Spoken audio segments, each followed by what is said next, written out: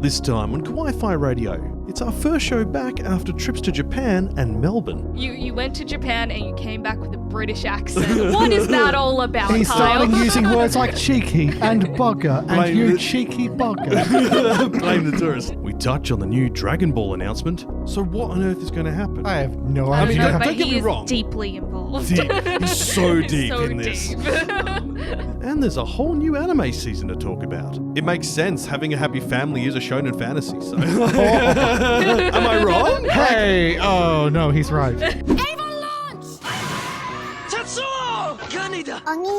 It's over 9,000! NANI? Configure the language logic interface for Japanese. Kawaii-Fi.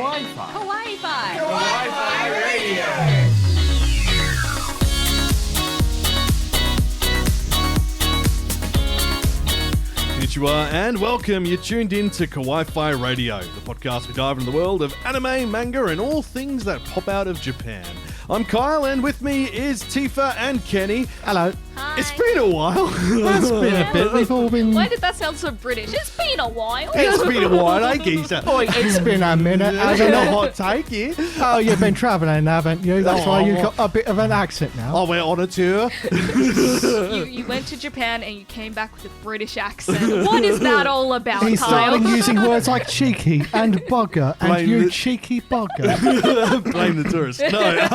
No, I was in Japan. Tifa, you and Aaron were also over in PAX last week. In Melbourne. And then we were going to do like a sort of remote hybrid thing where you guys would record stuff and send it in. And then I got bronchitis in the last week of Japan. Ain't nobody got time for that. Ain't nobody got time for that. It's gone now. Hooray. Thank you, antibiotics. So we decided it's probably wise to get this episode out sooner rather than later because next week's the only week we can realistically do the Halloween episode. Yes. So, Spooky. we're doing the season preview today, so you're going to get 2 episodes 2 weeks in a row. So, Oh my I know. Lucky you. Yeah, like... I'd be jealous if I was a listener. But look, this episode, as we mentioned, it is a brand new anime season. We are a couple of weeks in. Like Fururen's got 7 episodes out, but that's because 4 of them were dropped all at once.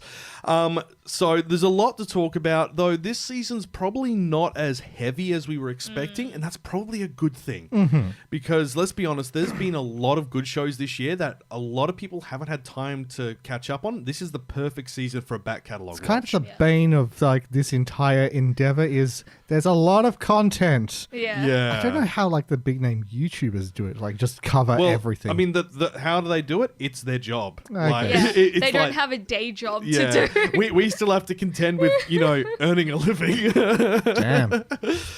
So look, if you are enjoying what you've heard in the past or so far in this episode, subscribe, join the Kawaii-Fi community. Anime videos are coming back too, as in like for our YouTube channel, because I filmed a bucket load of stuff in Japan and don't tell my boss, but I'm going to quit. So those videos will be coming soon because I'll have He's time. subscribed. I just Please. checked. Please no. So look, if you would like to check those out, head over to our YouTube channel and hit the subscribe button, unless you're already listening there, and then hello. You can find links in the episode description as always. Patreon as well, we'll talk about that later, and plenty to talk about this episode too. But first, we actually need to look at the season that has gone by, because let's be fair, I got sick a lot the last 6 months. And the last season, we didn't really get to talk about a lot because it was just a very busy period on top of that as well. So let's talk about what we did actually check out. Why do we watch that? Definitely in my top 5. Season in review. So we're going to do something a little bit different because I don't know what Aaron watched, because he watched a lot of shonen stuff. Yeah. And I know with every season, Aaron goes and checks out all the shonen ones, and then he finds which one of those is the gem.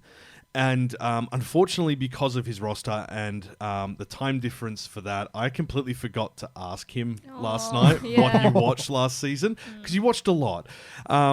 So we will probably add that in like the next episode when he's back, and he can berate us on how wonderful the show was that we all missed.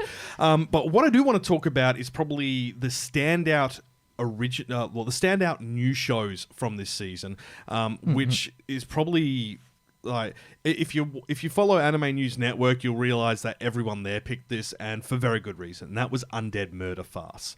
So this is a world where. And this is Emma's pick for the season, because Kira Lee picked the one that she also really liked. So Undead Murder Farce is a show about a detective, and it's kind of like a Sherlock Holmesy type of thing, where you've got the main detective and the supporting character. Does this count as like the Sherlock Holmes anime? Sherlock Holmes is actually in it, so it does count as the Sherlock anime for this season. There's a bunch of those. Yeah, Like there's at least one every year.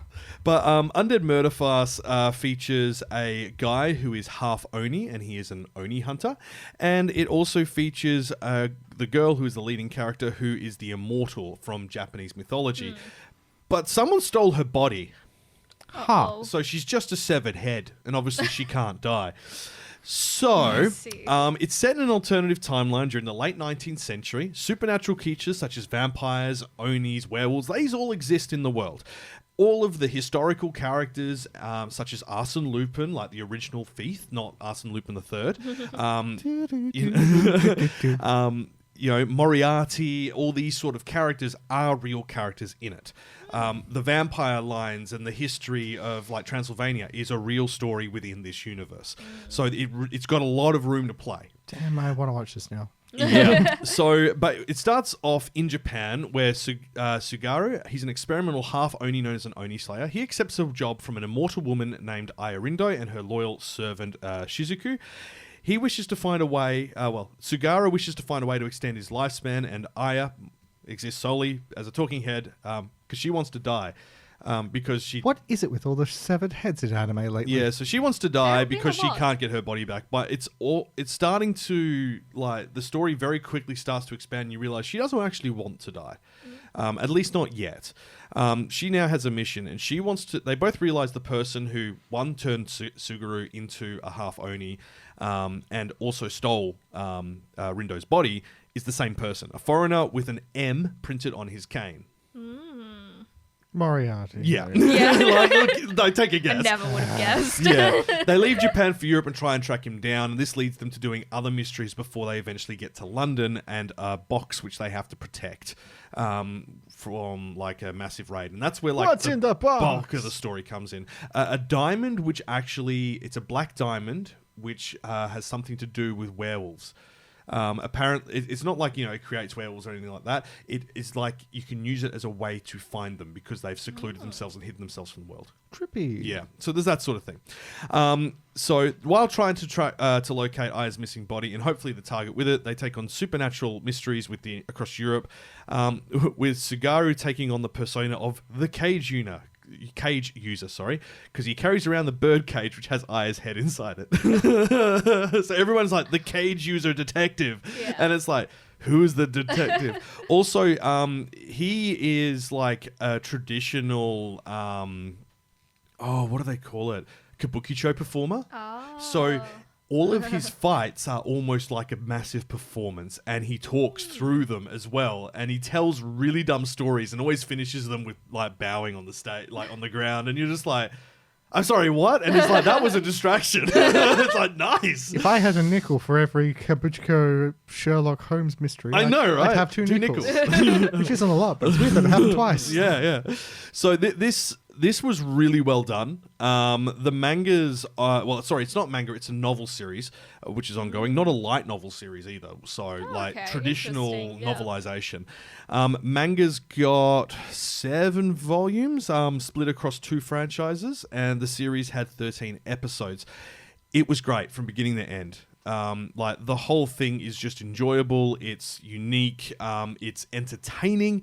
And I enjoyed the whole thing the whole way through. Nice. So, yeah.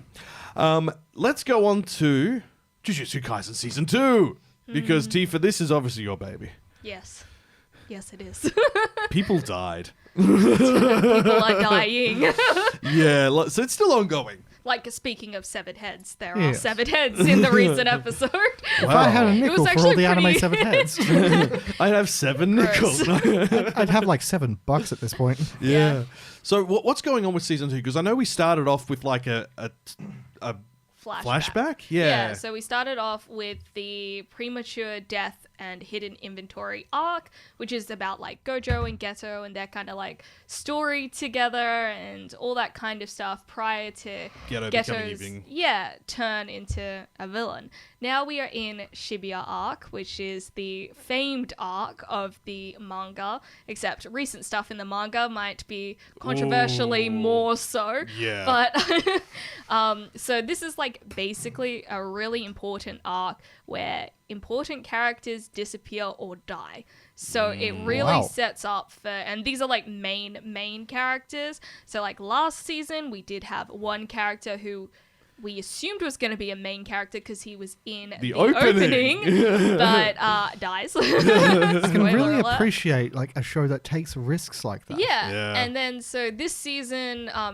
the first part of this season did that as well with some characters that were main characters for that part of the story that we really adored, and they died.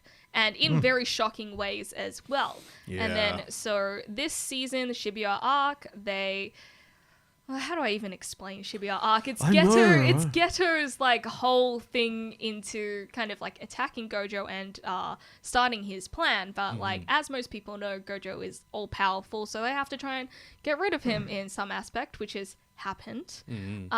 And things start to get interesting from here because basically everyone is on the same playing field, which is what makes it really interesting, right? The only thing that could potentially change this is if Sukuna decides to come to life. Like if he decides that he's going to take over Itadori, or if more fingers are given to him and he gains more power, that kind of thing.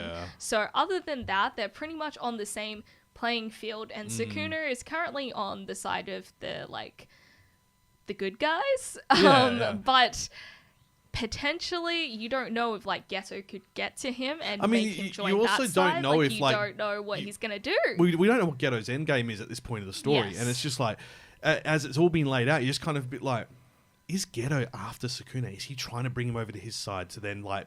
But then you or also does he like, not care? or does, like what? Or does Geto actually want to get rid of Sukuna because he's a literal challenge to his own power? Like there's so many aspects of this which is just like, ooh. And I mean, the whole point of what Geto wants to do, which has been heavily ingrained in the story, like something that's behind his actions, even though we don't really know what he's going to do next, is he wants a world of just sorcerers. He does not want normal humans to exist in this world, as because of what happened in this kind of prequel sort of era where he can't save them. He cannot save normal humans. Was the Star Vessel technically a normal human? A normal human. Yeah, yes. that makes sense. Yeah. So he can't save humans. So you either get every single human that has some sort of like energy within them to become some sort of sorcerer in a sense, and then get rid of everyone else in kind of, it's his philosophy of saving the world in a way. I was going to say, because it's kind of interesting because when you look at it, like this is sort of like similar to what like we often talk about, like you've got those different tiers of villains, and you've got like your basic tier where it's just like, I'm evil because I'm evil, and then it goes all the way up to their idea is so good, their philosophy is so good, you start wondering, maybe they're right. Yeah. And I think he's just on that cusp. But you're there's like, also I'm not sure. an extra addition of spiciness to this because there's something else going on within Geto that is a spoiler.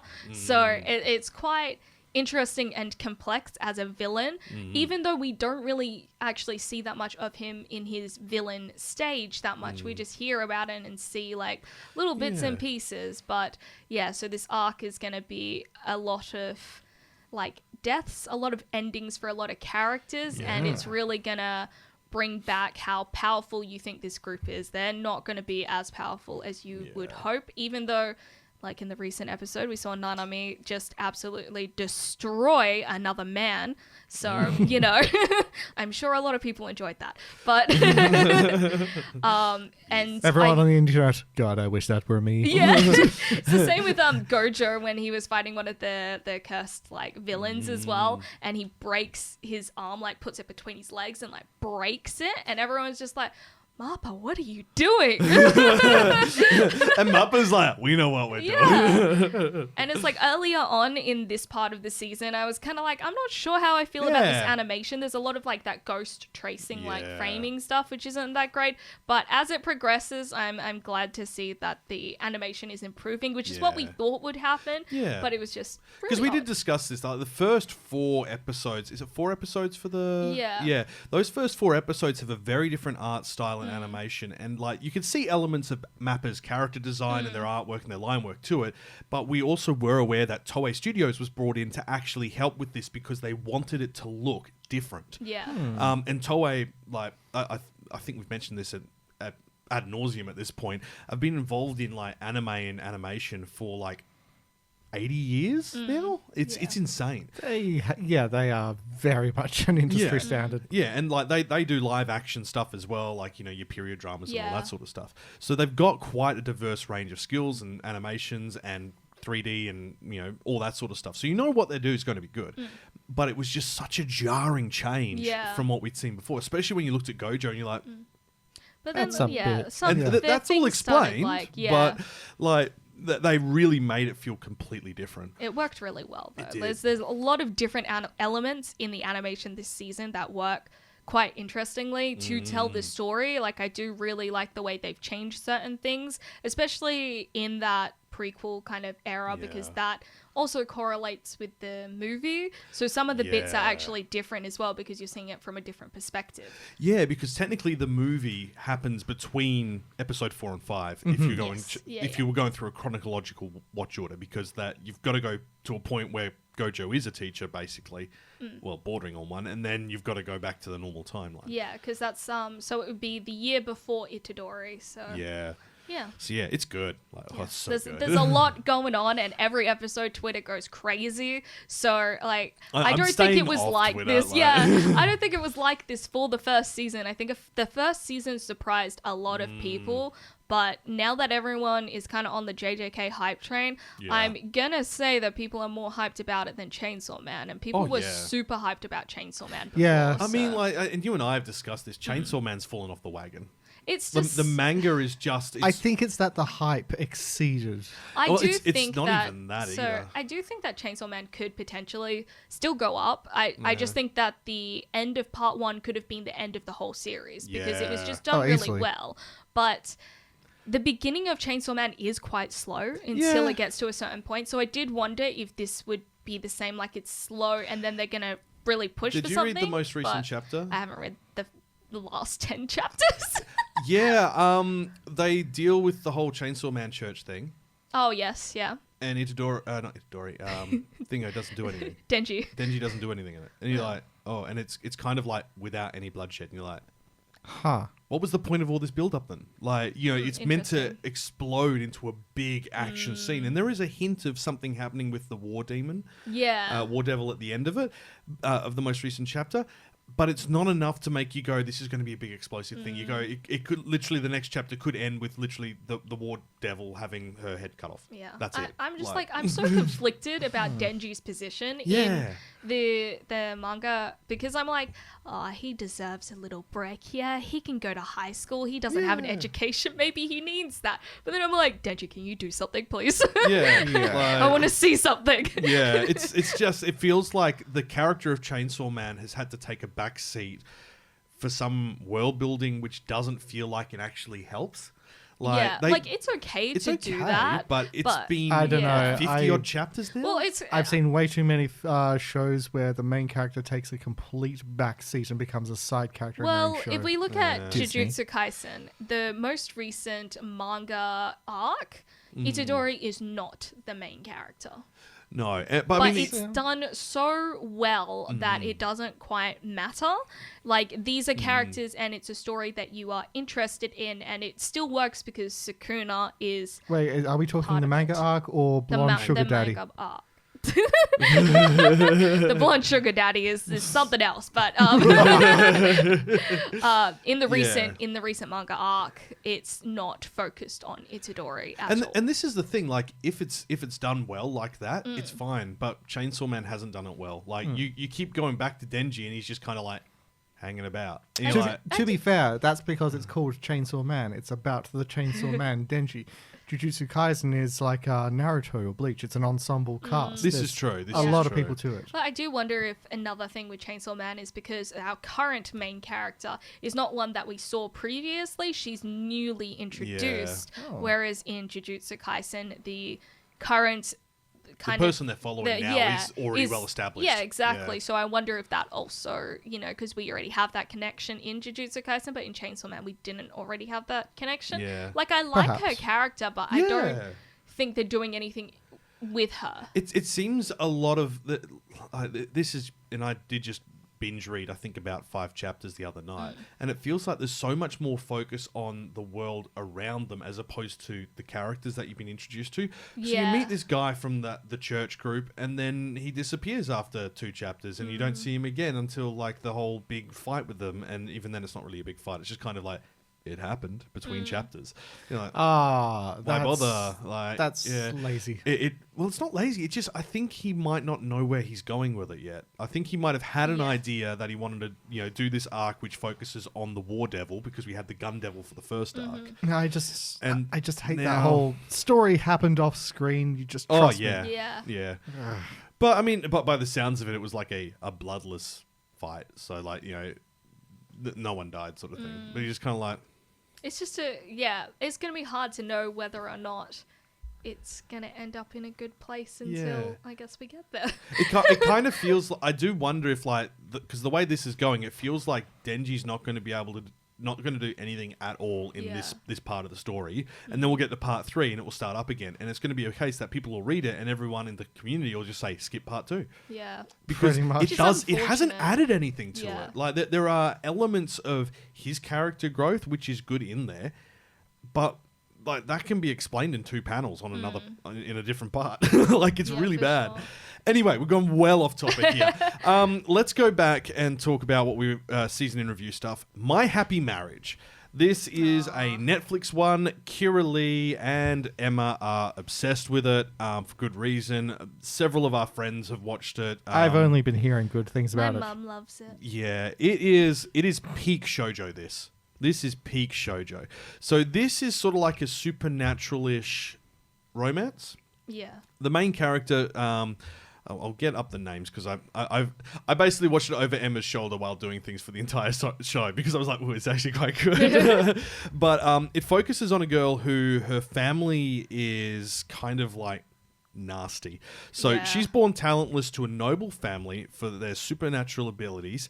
Mio is forced into an existence of servitude by her abusive stepmother. When Mio finally comes of marriageable age, though, her hopes of being whisked away to a better life crumble after she discovers her fiance's identity, Kyoka Kudo, a commander apparently so cold and cruel that his previous would-be brides all fled within 3 days of engagement. With no home to return to, Mio resigns herself to her fate, and soon finds that her pale, beautiful husband-to-be is anything but the monster she expected.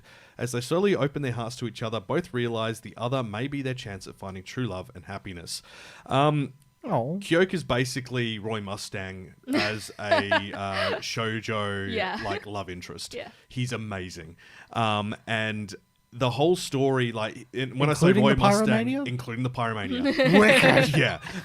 So that's his ability, but they really play down the supernatural elements they for like the actually first do, 5 yeah. episodes, and then they start bringing it in, and you start fascinating. You start learning about Mio's history, like literally, like they realize that Kyoka is actually really nice, and the reason all the other marriages didn't work is because they were gold diggers. Like he realized that they were trying to get something out of him as opposed to actually being interested in him. So he actually valued love.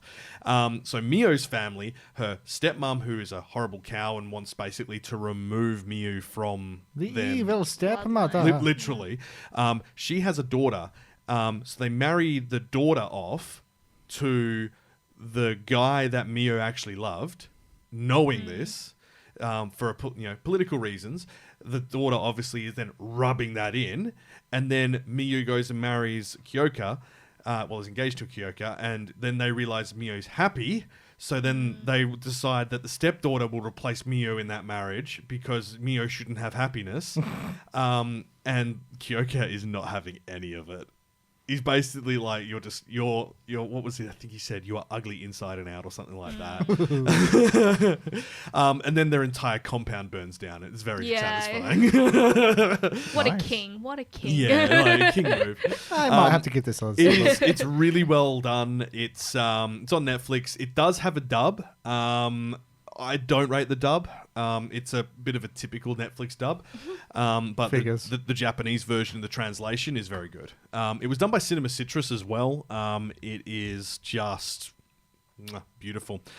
Cinema Citrus is probably most well known for Rising of the Shield Hero, but they did Made in Abyss, Black Bullet. Is the Order a Rabbit? They were in Star Wars Visions as well. They were the main studio. Well, they partnered with Bones on Tokyo Magnitude 8.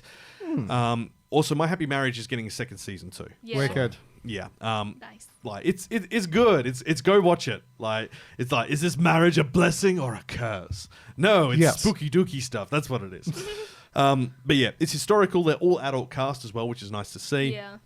The dub has German as well, along with French and a whole load of other ones. I guess because it's Netflix, so they usually try and do most languages. Yeah, English, German, French, Brazilian, Portuguese, Thai, Polish, Hungarian, Latin American, Spanish. So, yeah, and it's on a lot. Like, despite it being a Netflix, like, Polish. one. Is there a big anime community in Poland? Well, Poland's pretty big, like both population-wise and size-wise. So. I mean, we did get a massive hit from Lithuania not long ago, so...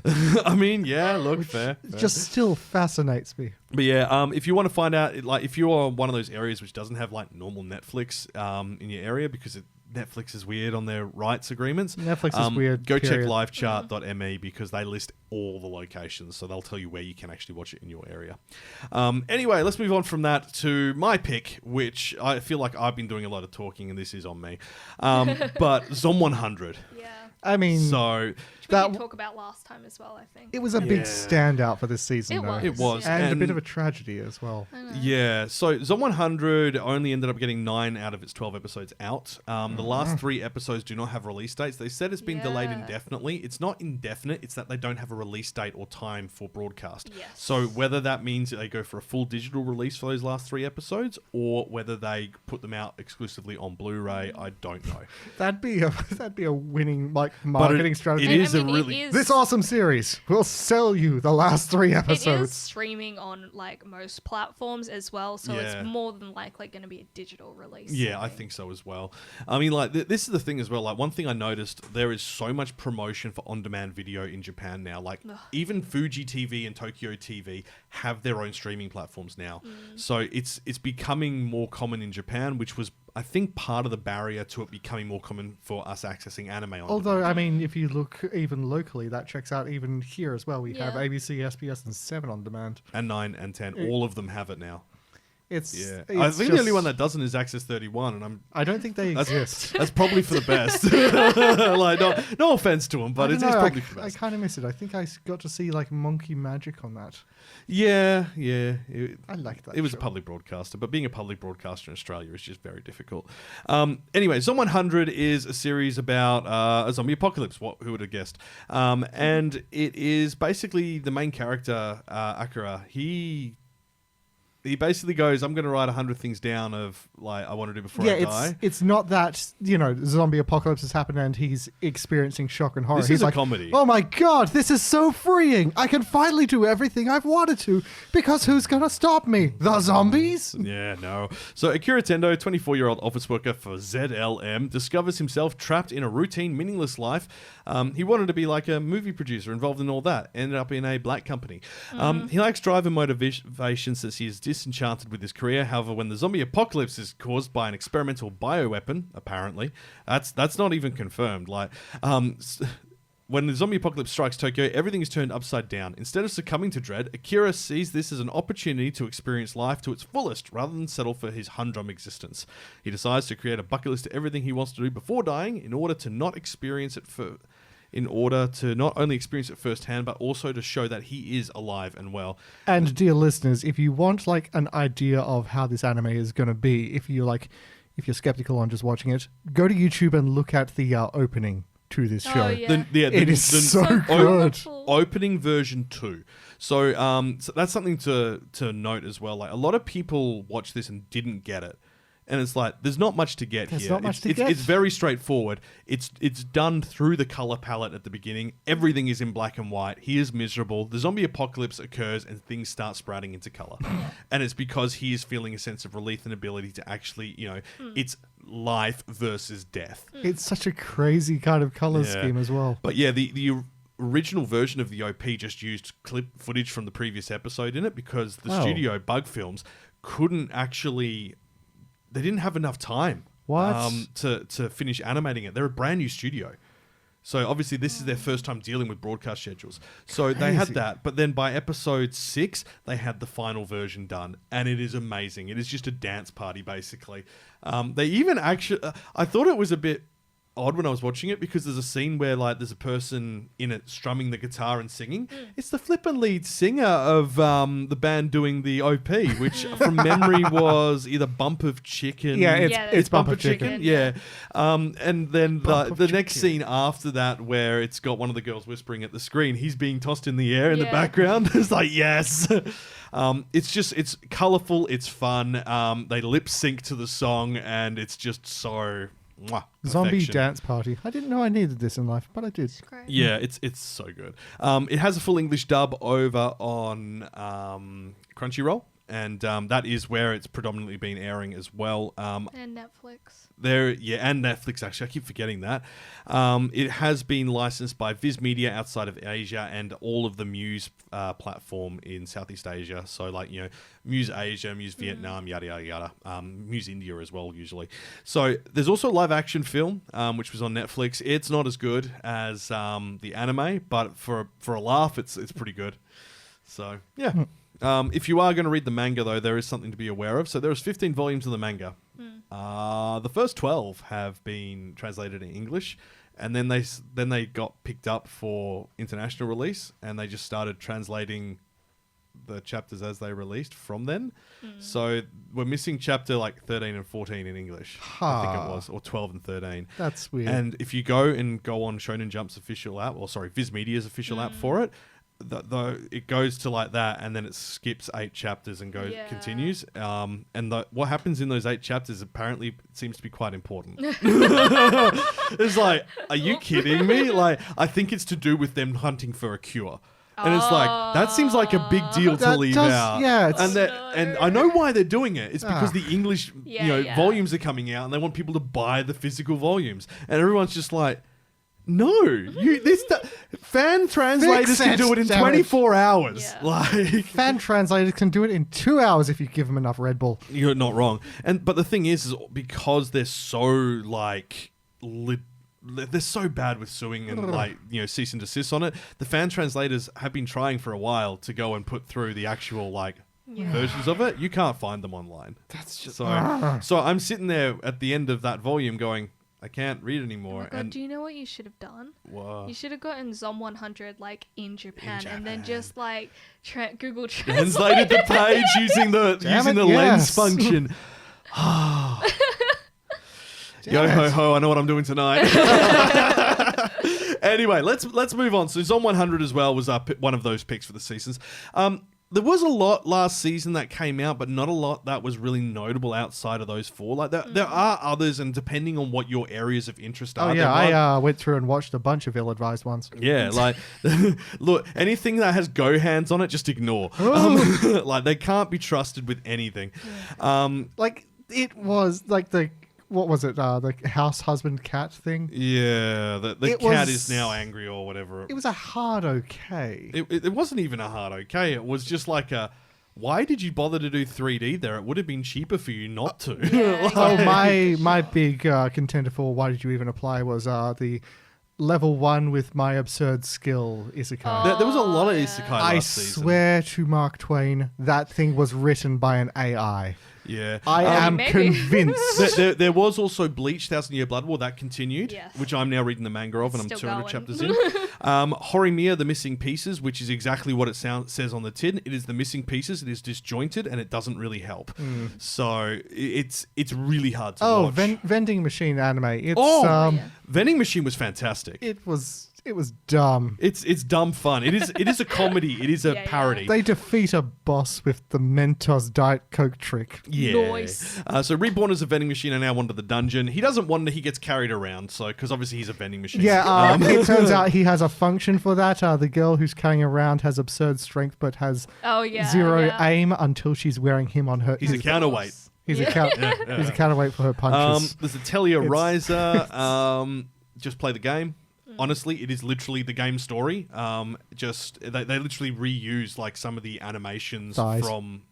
Look, the only reason to watch it was thighs. And I got my fill in the first 2 episodes because but fair. like the only reason to watch that is if you do not want to ever play the games, because it is recapping exactly the game story, and it even reuses they recreate the animation from the game of her doing alchemy, and then they just keep reusing the exact same sequence. It's like, that's a waste. That is like, no. There was season 2 of Eden Zero, which I haven't even checked season 1. I forgot that was I forgot that was a thing. I know. Oh my god. Whoops. Sorry. Eden Zero It's, is fairy tale, but in space. It's same author, everything. They look the same. It's the Let me same tell characters. you. I actually read the manga for this. Oh, yeah? Yeah, I was like, okay. Yeah. It's it's not bad, but it's like nothing was really new. that Yeah. interesting, I guess. And all of the characters and having the same face and the same hair and stuff. Just a different color in some cases. You're like, I'm like, no, that's Urza Scarlet. That's clearly Lucy. What are you doing? There was also another romance one which it finished its run this season, which is Sacrificial Princess and the King of Beasts. If you like, I've meant to watch that. Damn it! it's good. It's actually quite well done. It is very similar in tone to My Happy Marriage, just that it's longer and it's beast people. So it embraces the supernatural beast a lot stars. more. And one that I actually just started watching, The Gene of AI, actually looks really interesting. It's a psychological sci-fi drama by Madhouse. Genes designed by AIs. Well, They have it's too many that legs. They have AIs in the world, and the way you can identify AIs is that their pupils are a different shape. Oh, okay. So that's kind of like a thing that's done. So And it genes are a focuses on different fabric. Hikaru, who is a human doctor who specializes in treating humanoids who come to him with various problems and worries. And although humanoids, as in like androids, AIs, suffer from diseases like humans, there are treatment options available only to them, such as backing themselves up to the cloud, which is illegal. Because obviously then you can just clone someone forever. Yeah, true. So like there's a whole lot of talk, even just in the first episode, around identity, around consciousness. Like, if you restore yourself from a backup and you lose those 2 weeks, does your consciousness continue? Same sort of thing as like the Star Trek transporter dilemma. There's a lot of that being questioned in it. It's really caught my attention. Very transhumanist. I'm intrigued. So it hasn't got a massive amount of ratings because not a lot of people realized it was there, and I think it's definitely a sort of specific audience. Like if you like that sort of transhumanism, cyberpunk morality questions, this would be your jam. Otherwise, you'd just be like, "What the heck am I watching?" That's good. I mean, there hasn't been any good Ghost in the Shell for a while. No, so no. I'll have to hit that up. True, Yeah, true. and also Pokemon Horizons, the series is out now as well. So that's it's worth checking that out too if you're a big Poke fan, because the studio now doesn't have to follow what they did with the old one because it's the complete new one, so they can actually really bump up the animation budget. Anyway, that's what we've been watching and have been checking out.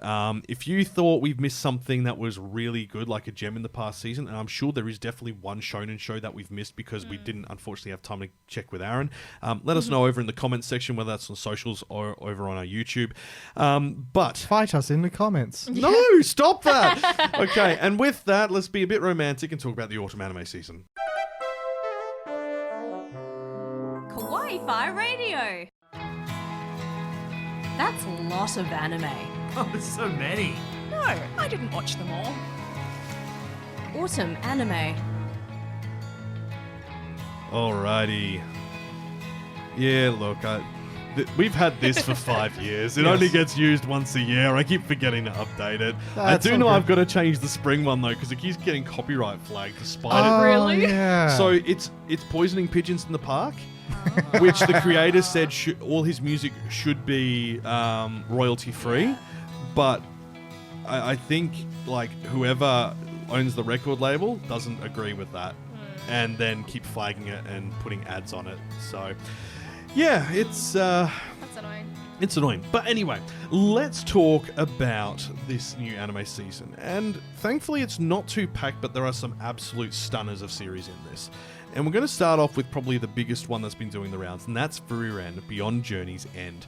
Now, Kenny, you and I both have talked about this one ad nauseum over the years. Oh, yeah. Because it won a manga award about 3 years ago. Yeah, I caught the manga a while back. I asked on a forum, hey, I need some fantasy stuff. Someone throw stuff at me. Got a couple of really good ones out of it, and a couple of very, very just emotional, sad ones. This one was one of those. Yes. So, this is an adventure, drama, fantasy. It's being animated by Madhouse, so it's going to be great. They did Hunter x Hunter 2011, Death Note, One Punch Man, Nana, Black Lagoon, all that sort of stuff. And it shows. Oh, I was mentioning this to Kyle. It's like, you know how like you'll watch your old Pokemon series on TV. You know, it's a good anime. But then you watch one of the Pokemon movies and that quality is just amped up. That's that for the whole anime of Fururen. It's just gorgeous. Every frame. And it's going to be 28 episodes, which is a very unusual number when you consider. Yeah, it is. But But it's a full series of this consistent quality. Do you want to know why? It's because they dropped 4 episodes for episode 1, so they have room, so they can. That's technically a 25. Is it dropped 4 episodes on Crunchyroll? Because it wasn't a film, so I thought for the longest time that it was meant to be a film, like a feature length. Or No, even, they like- did 4 episodes Okay. back to back on Japanese TV. Oh, Yeah. okay. So Interesting. they blocked out an entire 2-hour block of broadcast. So that was pretty good of them. So yeah, it is meant to be like, because there are time jumps between those episodes. Because obviously we're talking. Well, let's talk about what we're talking about. So Fururen is a fantasy story that focuses on an elf, and elves are, in this situation, basically immortal, as far as we can tell. So the Demon King has been defeated, and the victorious hero party returns home before disbanding. The 4 members, the mage, Fururen, the hero, Hemel, the priest, Haita, and the warrior, Aizen, reminisce about their decade-long journey as the moments to bid each other farewell arrives, but the passing of time is different for elves. Thus, Fururen witnesses her companions slowly pass away one by one. Before his death, Haita manages to foist a young human apprentice called Fern onto Fururen, and driven by the elves' passion for collecting a myriad of magic spells, the pair embark on a seemingly aimless journey, revisiting the places that the heroes of yore had visited. Fururen's hobby is to collect odd spells, like, ones that'll make grapes super bitter and stuff like that. And Delicious. there are reasons for it. Like, you think it's just kind of a bit random as to why she has these odd spells, and through the process of flashbacks, you learn about what actually drove this, I guess you could say, it's obsession. So yeah, she has to slowly confront her regrets of missed opportunities, the fact that she didn't really form deeper bonds with people and so on. It's really like, it's both introspective in like, how do you connect with others, while also being an interesting look at like the life of what an elf would be. Because when you think about it, we normally hear about like elves as main characters very rarely, and when it is, it's just they don't even address the long lifespan. They just act as if they're the same age they're as just normal. humans plus one. They're humans with pointy ears. So this And is I can do everything better than you, but no, it's Fururen. She has the attitude of someone for whom the passage of time It's a bit is more very realistic, different. Yeah. Like, And I think she spent like 10 years trying to hunt for like just one tome in like a mountain of stuff. And it's like, I'm sorry, what? And Because 10 years is nothing to an ageless Yeah. being. And it's just, the writer has actually thought about that detail. Yeah.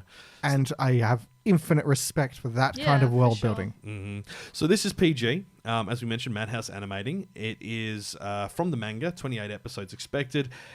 And the best news ever is that it comes out on Fridays, 11 p.m. So it's Fururen Fridays. So that makes me very excited. This is honestly one of the big special ones that I've been waiting for. I think there is 4 absolute standouts that everyone's going to be talking about, including Jujutsu Kaisen's continuation. But this is one of them. Yeah. All right.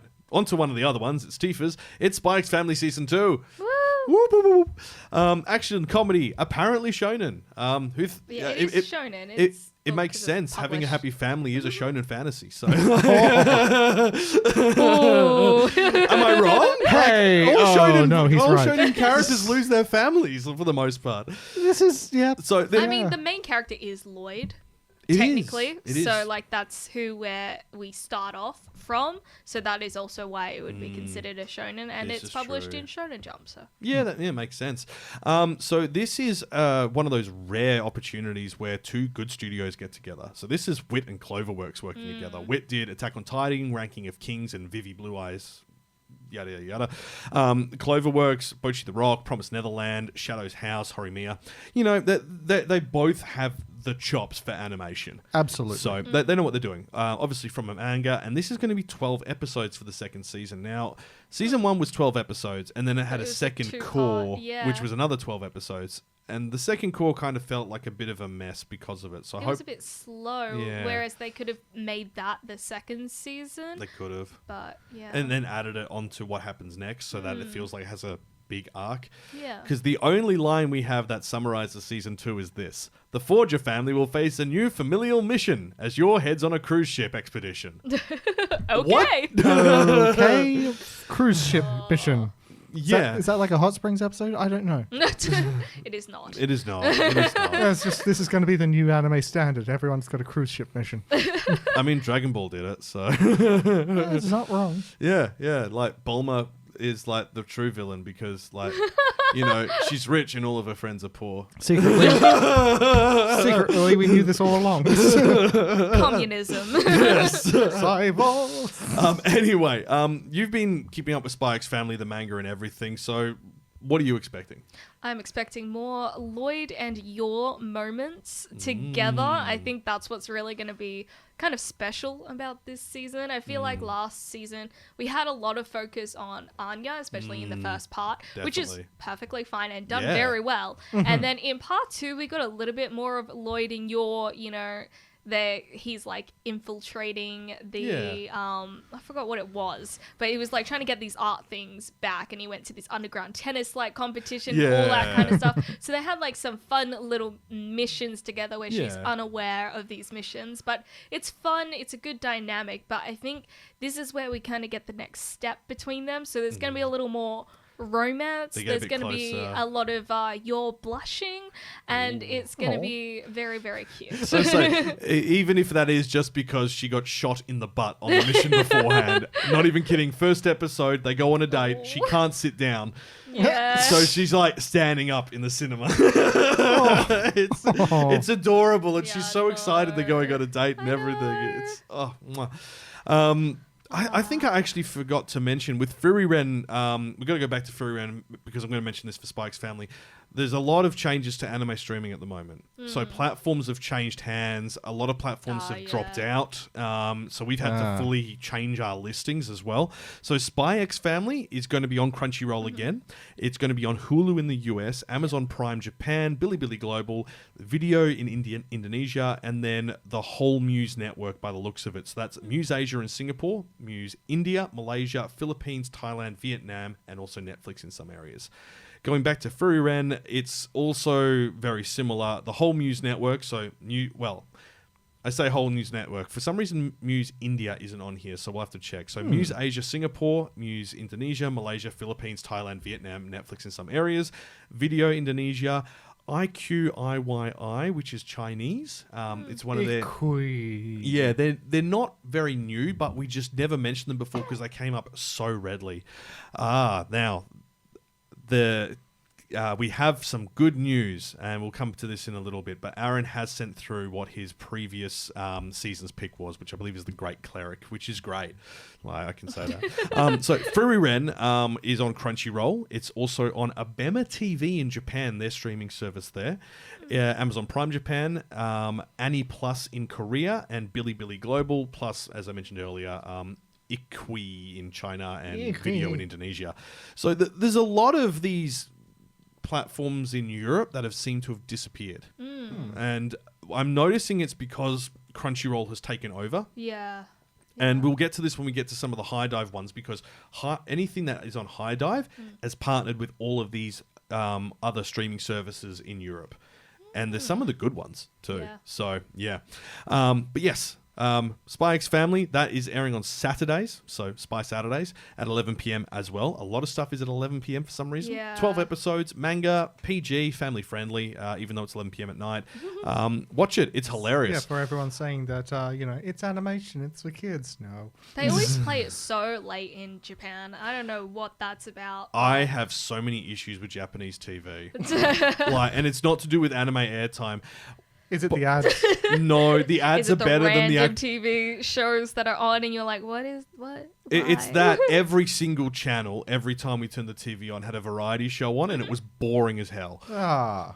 Like, they just, nothing interesting happens. And they have the little, they've got the person who's gone out to do the report, and then they've got the little window showing all the people back at the studio watching. And they're not doing anything interesting. They're not reacting. They're not emoting. So basically what you're saying is you were watching YouTube.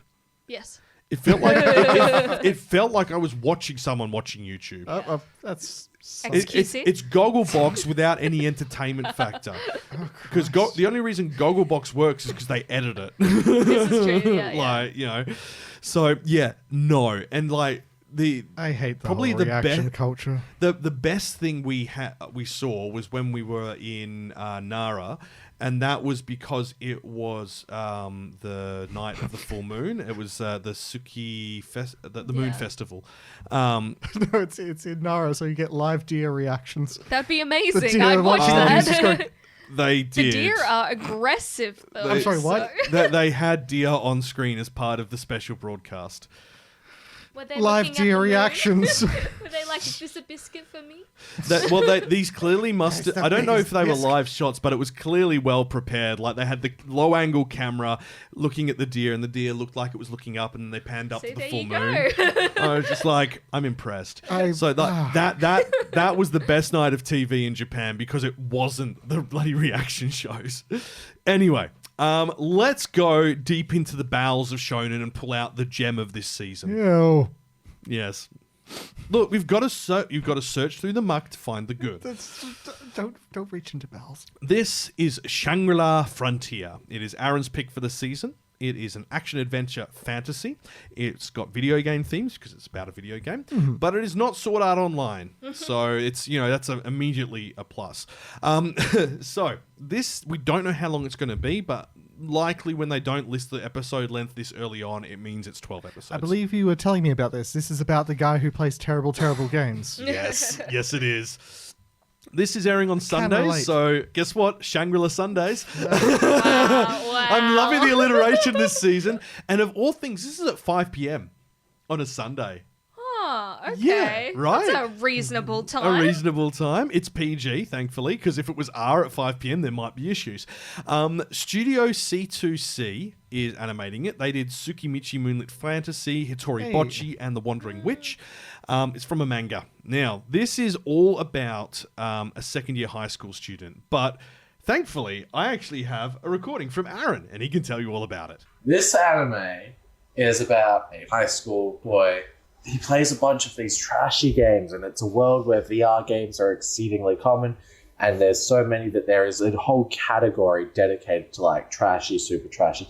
This guy plays all of the trashy games, and he decides to go to the game store after completing one particular game, and he asks for a recommendation, and that recommendation was Shangri-La Frontier, because the clerk went, you know what, since you've played so many of these terrible games, you'd probably enjoy a good one, just so that you can see the contrast out there. He's like, yeah, alright, whatever. He goes home and he boots up the game and he creates his own character, and he enters the world and he finds that it's vastly different from those terrible games that he's been playing.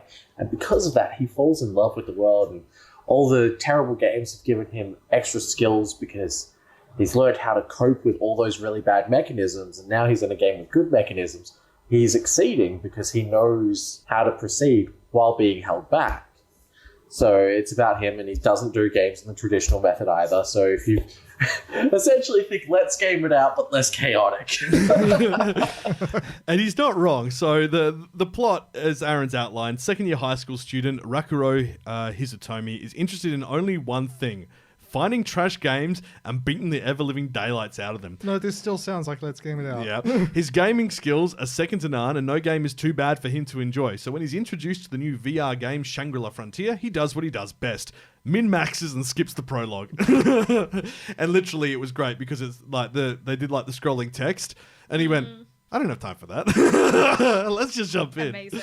So he jumps straight into the action, but can even an expert gamer discover all the secrets that Shangri-La Frontier hides? Yes. Yes, yes. He's going to, and I can't wait. Like, me and Emma were like, and then we watched the first episode and went, I am 100% here for this. Oh, it's going to cross over with I Set My Defenses. That'd be a good crossover, actually, yeah. But yeah, this is airing on Sundays. You can watch it on Crunchyroll, again, as the main partner, but also Amazon Prime Japan, Bilibili Global, Iki... What? How are we going to do that? IQIYI. Should we just call them IQ going forwards? IQE? No, you got to say the whole thing, Kyle. IQE Japan, video.com for Indonesia, and the whole Muse network again. Once again, India isn't listed currently, but what I did find with Muse's India network is they often get the shows the rest of the network gets just a couple of weeks behind, and then they get like a bulk dump of 6 episodes at once sort of thing. So Muse Indonesia, Malaysia, Muse Asia Singapore, Muse Philippines, Thailand, Vietnam, and Netflix in some areas. My Malaysian mate said that would be pronounced key, so I-key, I guess. But it's Chinese. Oh. But we'll go with iKey. Why not? Why not? All right.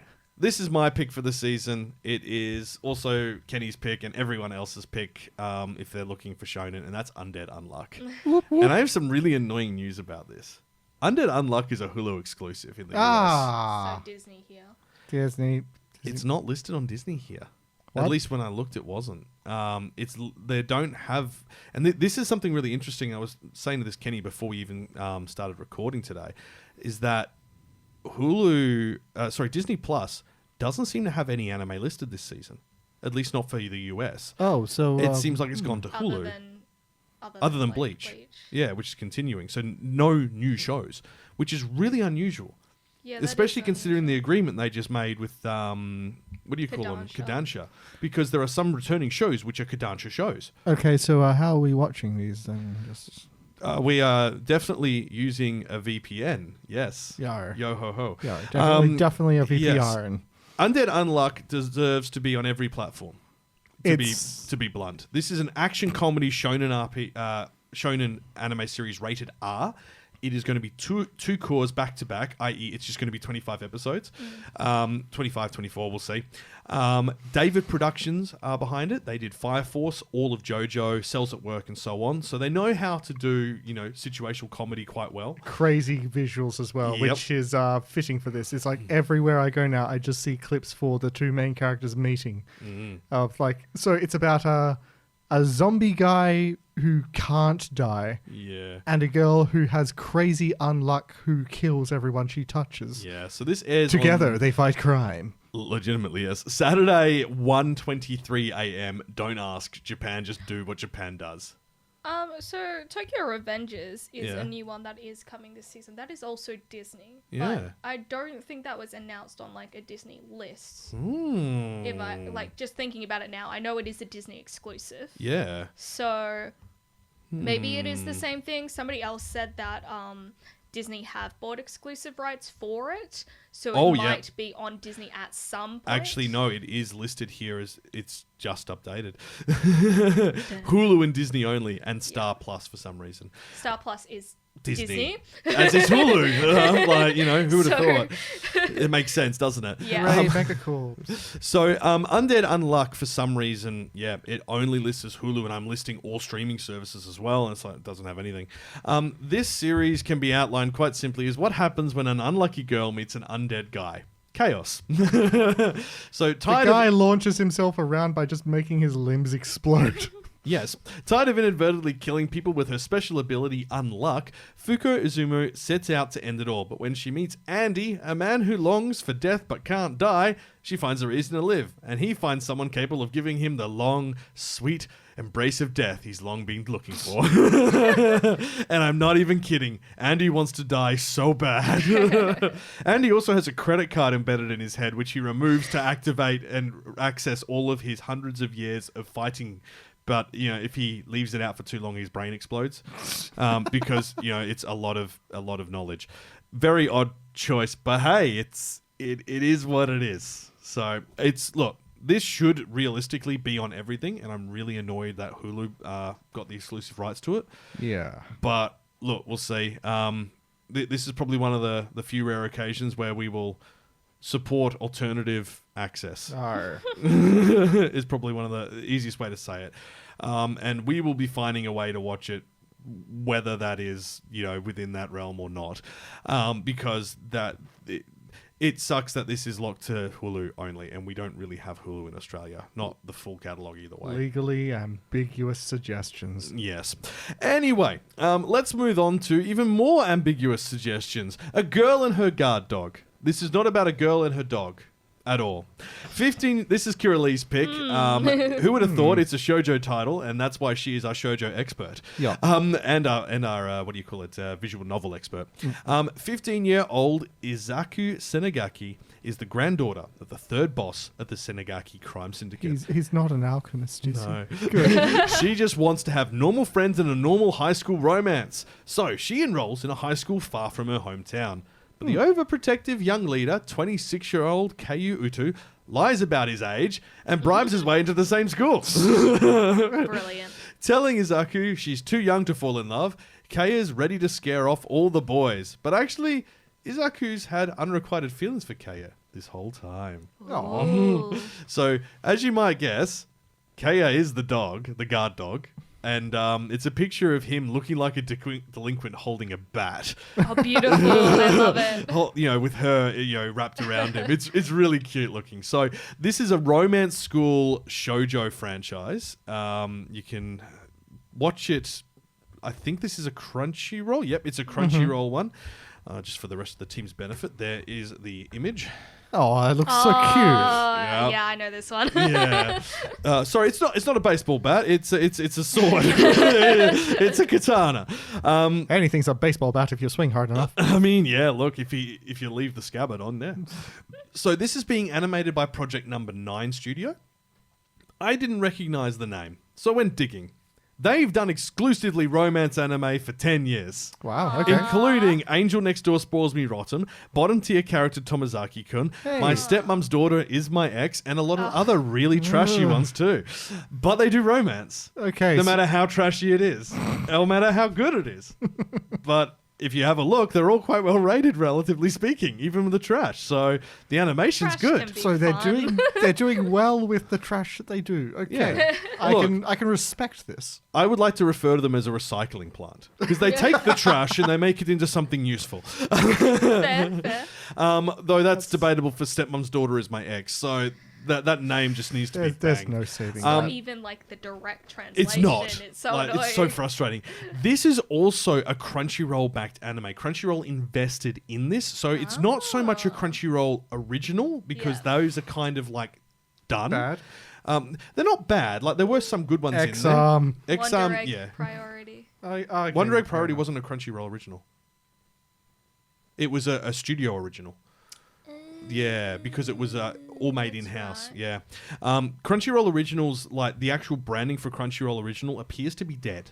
And I think that's a good thing because it is better for Crunchyroll to go, here is an existing product that we have bought the rights to and we have engaged a studio to create it for us. It's a very good idea. Yeah, as opposed to the way they went before, which was kind of a bit of that and a bit of, we've come up with an idea, can you make something? And High Guardian "No." Spice. And they did a Yeah. lot of like I guess games. They were turning games Yeah. into like films, Which was just not- series and stuff as well, not which was a bit good. weird. Yeah, I've always said, and this has been a long-standing gripe I've had. I do not think mobile games should be turned into animes. And There's do just it so no much. place. Crunchyroll specifically. Crunchyroll does it, specifically does it too much, and it's because they have Crunchyroll games, which Yeah. you and I constantly Yeah, yeah. forget about. We forget it exists Like, because they don't oh, promote it here. So anyway, A Girl and Her Guard Dog is going to have 13 episodes. It's going to air Friday mornings just after midnight, so 12:30 a.m. in the morning.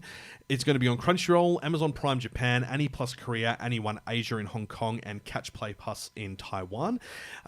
So I don't know about the other areas, but I think Southeast Asia will have more streaming locations appear in the coming weeks. I think it's because it's a Crunchyroll being involved in it. Muse will probably get the rights to it, and then we'll learn more. But this looks really cute. It definitely looks like exactly what you would expect from a shoujo. And if you've liked what Kirilee's recommended in the past, as far as like the romance and like anything from the visual novel franchises, this will be up your alley. It's smack bang in it. It's perfect. It does sound like it's got a great comedy aspect to it, so I'm Yeah. intrigued.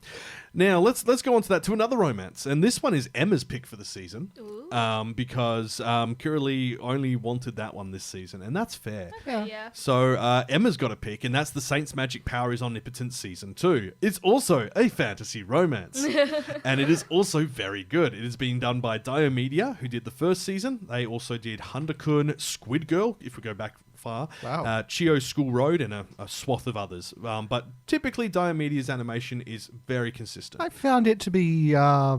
It was an okay isekai. Like it didn't do anything objectionable. I just didn't find the main character had much It is agency. also an all-adult cast as well, which definitely sets it apart. So it's fantasy romance, and it says shonen. It's not. It's really not. Yeah. It's more josei or Yeah. shoujo, or even what's the older male show?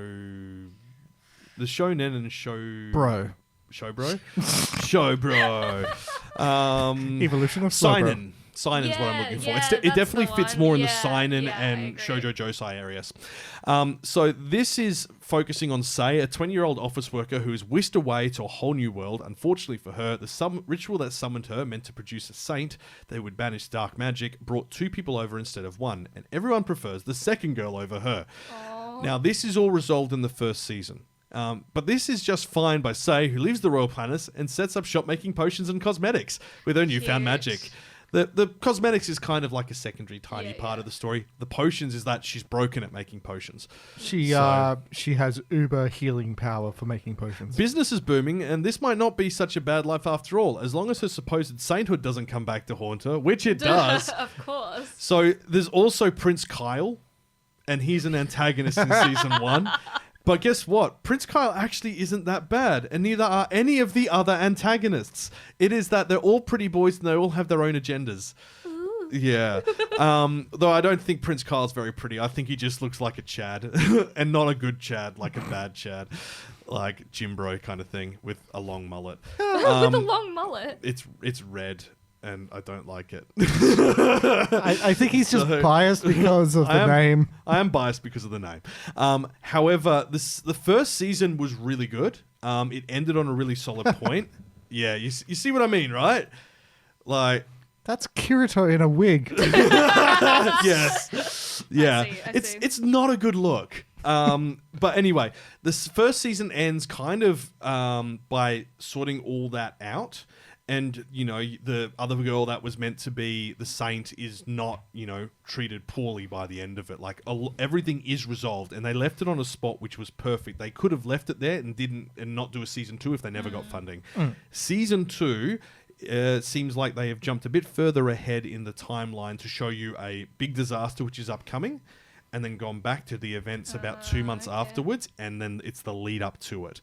And it really shows how things are changing for the world, and the new responsibilities Sei has in her role.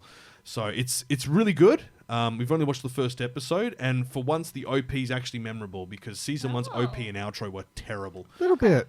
Yeah. All right. Guess what? It's another romance series, also about a girl, also kind of targeted at the shoujo audience and the seinen audience. It's Ancient Magus Bride Season 2 Part 2. So, Kenny, this is yours, but I'll get all the preamble out the way. It's Thank Studio you. Kafka, which were literally established to make Ancient Magus Bride going forward. 12 episodes, airing on Thursdays at 10 p.m. Fantasy, drama, romance from a manga. It's going to air on Crunchyroll, Annie Plus in Korea, Annie Plus Asia throughout the Southeast, and Bilibili. I mean, I've talked about it like the last 3 times I've been on the podcast because I've been slowly watching it, and it's good. I'm very much looking forward to the next season because it reveals like there's kind of been some consequences about to happen involving the main character's physical conditions. Her sort of leftover trauma from the first ever series. Yeah. It turns out there is a lot more to that. Yeah, so they have actually provided a season 2 synopsis, which is surprising. So you had season 1, and then you had like a string of OVAs, like almost an entire season worth. Like I think it's like 10 or 12 of them. And then They were good. And season 1 was 24 episodes. One of them dealt with the wild hunt. I've never thought that I'd see that in anime. So this, as we know, Chisei is the main character. And season 2, she's been enrolled at the college. It just says the college, and I assume it is the only magic Pretty much, college. it's a magic college under London, and it's an enormous, basically almost dungeon tower. Yeah, so prestigious learning institute for sorcerers. She's been enrolled there to examine and look for a way to remove the curses she bears. But despite the reluctance of her groom, Elias, Chisei accepts the proposal as she believes attending the school might help her minimize her self-sacrificing tendencies, which is what you mentioned. From the get-go, Chisei grabs the attention of her classmates and professors alike who have never seen a mage in action before. However, there is a sinister plot brewing behind the college's back, and the young mage will have to determine who is friend or foe in order to put a stop to it. And I'm guessing that's kind of where it left off at the end of season 2. Pretty much. Someone is going around basically, I'm not sure I can say much without spoilers, but putting a lot of people out of action. Okay, so that there's a criminal element. No. It's interesting though because like the immediate like analog you think of with this is like Harry Potter, but it's nothing like Harry Potter. Oh, no. Like this is interesting because like they say they haven't seen a mage in action before. It's not a magic college. It is a college about mysticism essentially. It's basically there's 2 classes. You have mages and you have sorcerers. Mages communicate with spirits and work in that sort of realm of magic, where sorcery is more direct and almost wielded as a cudgel, as a weapon. As a brick. A couple of times, yes. through the windshield. And they had a camping episode in it, which was lovely. They did. And it was attacked by a knuckleavee. Do you guys know what a knuckleavee is? Yes, I do know what a knuckleavee is now. It's the Kenny. thing you throw at your D&D party when you hate them. Okay, fair enough. But yeah, look, this is continuing. It's another 12 episodes, so that'll round out season 2 to a nice 25, I think. And that should kind of put it towards the end of this arc as well. So I think that should work out quite well. Now, that is going to be all good and well. Thursday nights, 10 p.m. We've got... This is a bit of an interesting one. Magus Thursdays? I don't know. Bride Thursdays. Bride Thursday. Ancient Thursdays? No, it doesn't work. Unfortunately, we've run out of the Ancient Magus consonant Thursdays. rhymings. What? Ancient Magus Thursdays. I mean, yeah, look, you can do that. This one is one you've chosen, Tifa, and I didn't realize it was actually short. Very short. So this is After School Hanako. It is technically a spin-off of Toilet Bound Hanako-kun. Yeah. What? Exactly though. Yeah. Like, so Has this been done because it's October and Halloween's coming up? Like, they've been saying for a while that Toilet Bound Hanako was going to get a remake, which is weird because it was was good. really recent as well, and they didn't like... There's space to continue on the story, right? Because the manga is still ongoing. But I don't know what has happened with this, which is why when they said that there was something coming out, I was kind of intrigued to see what this was about. But there was a lot of controversy with this as well because so the original tale of Hanako is Hanako-chan, and then they kind of so Hanako-chan, like the girl that like Yeah. haunts the toilets, right? Normally in like the yellow Yeah. and red overall sort of thing. Yeah. And then so they changed it to Hanako-kun, and they made it like a whole play on it and stuff like that, which was a lot of fun, right? And that was one of the main points of the story, that this was a boy, but he's like haunting the girls' toilets and things like Yeah. that. And then, you know, they go on their spooky adventures. But in this kind of like short series, apparently they changed genders and things like that. So Hanako-kun becomes Hanako-chan again, and then there's no point to have this twist on the story because they undo the twist on this, and it's very confusing because that's all I had heard about it. But I was Yeah. intrigued to know what this kind of like 4-episode thing was gonna be. What Yeah. aspect of spookiness is this? Is this gonna actually showcase something later in the manga that, you know, because I haven't read all of the manga up to date or anything like that as well. But I was just intrigued because it's been a while since Toilet Bound Hanako, but it's like not that long only that like you 2 would do a years, remake. yeah. Yeah. So it's interesting because it's also Lurch who made, as the studio, who made Toilet Bound Hanako-kun. Yeah. And From the they Addams also did Family? Assassination Classroom and Classroom Elite and yada, yada, yada. But there's only going to be 4 episodes, and each of them are 10 minutes, and it's airing on Fridays at just 1:58 a.m. apparently. So 2 a.m. Yeah, on like, Friday morning. It's the weirdest thing ever. 4 episodes. It's also exclusive to Crunchyroll, and Crunchyroll were involved in production. Yeah. So I feel like So weird. someone at I'm intrigued, Crunchyroll though. heard that there was potentially going to be a remake and went, let's buy the rights beforehand and make our own thing. Ah, And then maybe, because this is the thing, it doesn't mention anything in the synopsis about the gender swap again. All it mentions is the spirit Hanako-kun and his human assistant, first-year student Nana Yoshiro, keep the peace between supernatural forces and the students of Kamome Academy. When they're not fighting to maintain balance between the living and spirit world, how do they spend their time? And that's what it's about. Okay, At I the have a sc- synopsis for you Ooh. as well. And it says, so it kind of has that. So I'll just read it from the beginning. But Mm-hmm. the ghostly Hanako-kun and his mortal assistant, Nene Yashiro, usually have their hands full resolving various supernatural incidents at Kamome Academy. But how do they spend their time when they get a break from all that? Come and watch the characters of Toilet-Bound Hanako-kun play games, get sick, change genders, and discover world-shaking secrets during their laid-back after-school hours.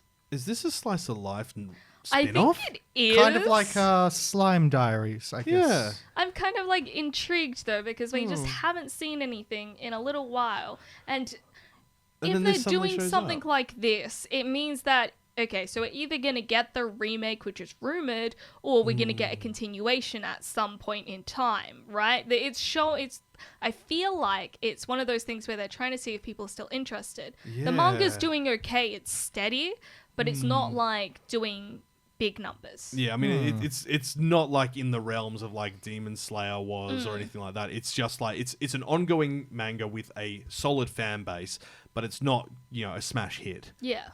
Yeah, I mean, What a also the thing with strange like, addition. Yeah, like exactly, right? Lurch is interesting. Like the way they did their art style for this was beautiful. It was. Like It's it's stunning, so but it good. also, for some reason, some people really don't like it. I'm just like, what's wrong with you? The whole point is for it to be spooky and supernatural and unusual. Like, I like the kind of cartoonish like aspects to it in a Yeah. way as well. The art style makes it like really, really stand out. So, and it matches with the manga as well. so look, that's going to air on. There's one episode out so far, correct? Yes, Yeah. it just came out like a day or two ago. Yeah, so there's going to be 4 episodes, which does tie it up nicely around like the whole Halloween period.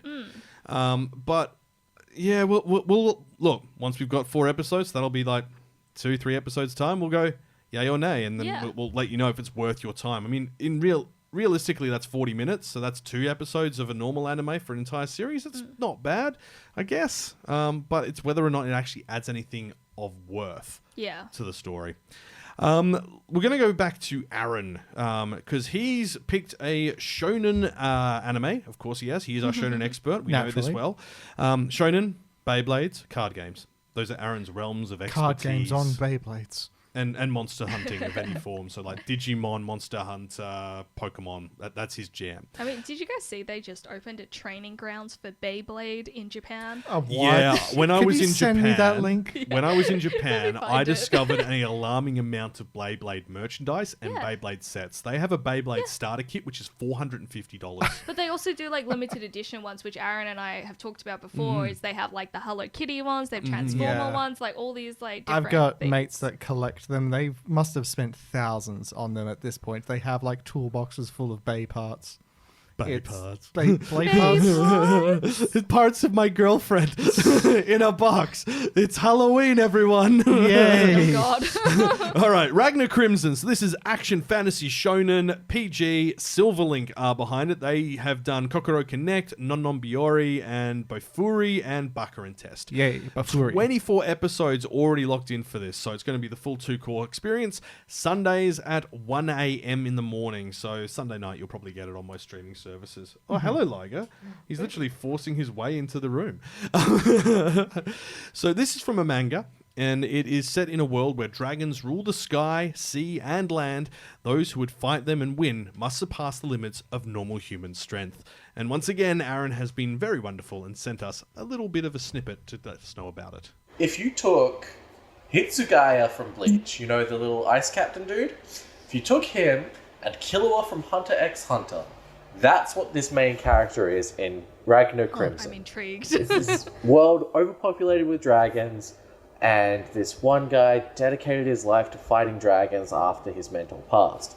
However, this is a new timeline, and he passes on his skills to his younger self so that he can protect his mentor and protect the people he loves.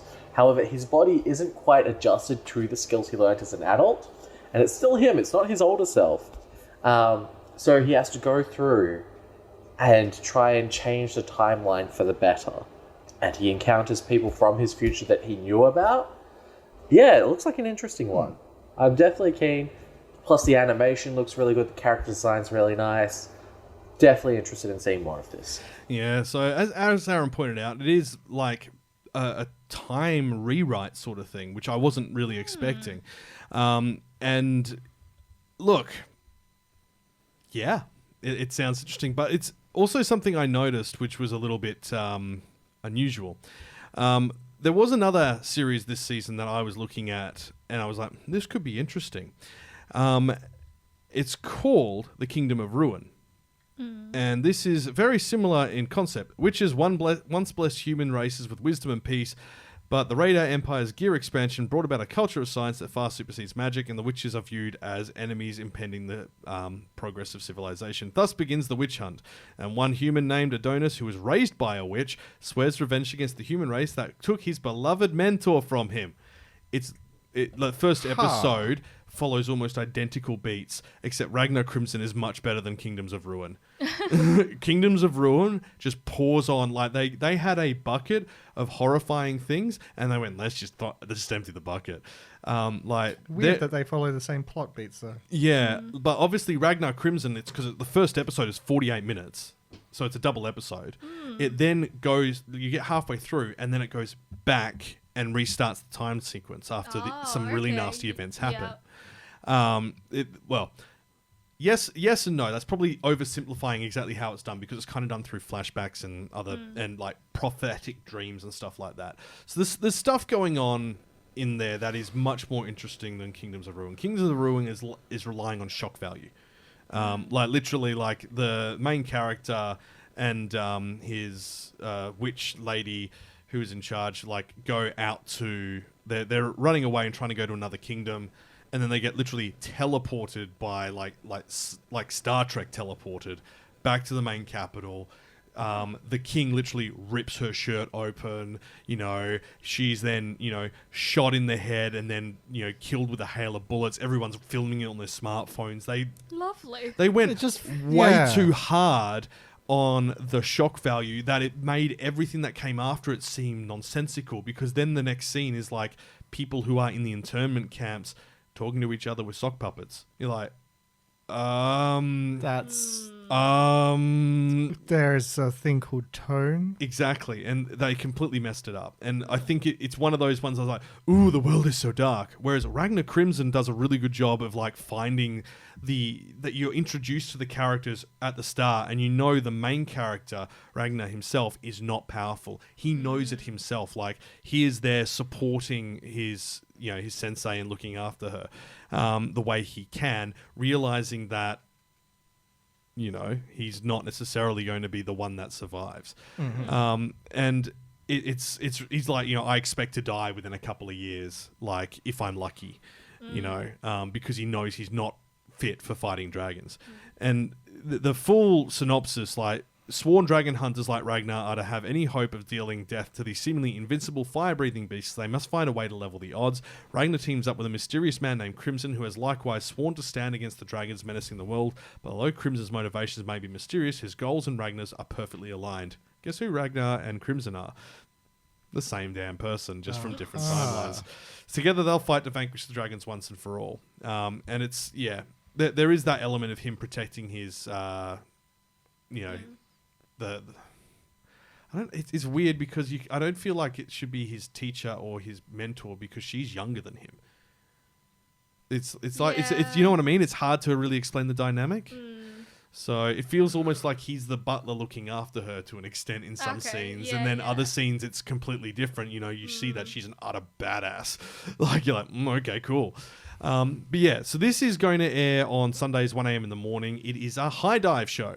That sounds pretty fun. So this is on High Dive, and that means obviously it's got lots of other unusual places appearing. So ADN, Anime Digital Network in France, Akiba Pass TV in Germany, Amazon Prime Video Japan, Bilibili Global, and then for Southeast Asia, it's the Muse Network again. So Muse Asia, Hong Kong, India, Indonesia, Malaysia, Philippines, Thailand, and Vietnam. No Netflix at all. So it's interesting when you see the split between like if they're Crunchyroll affiliated or High Dive affiliated. So this is going to be interesting. It's 24 episodes.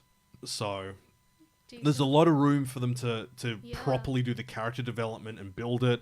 They can, I'd say by the end of this season, say for the 13th episode, end on like a really big bang for some part of the arc and then start the next arc. And huge battles with giant fire-breathing dragons is always fun. Yeah, also a world where dragons are not rare is an unusual concept in and of itself. Yeah, that's true. Because we're so used to thinking like, in Furiren, like they encounter a dragon and you immediately think, you go, well, dragons are rare. Should you just leave it alone then? Like, because, you don't want them to get killed off. But then it's like, if dragons are as common as like, goblins, geez, like that's a problem. I remember a big Hollywood movie with that sort of theme.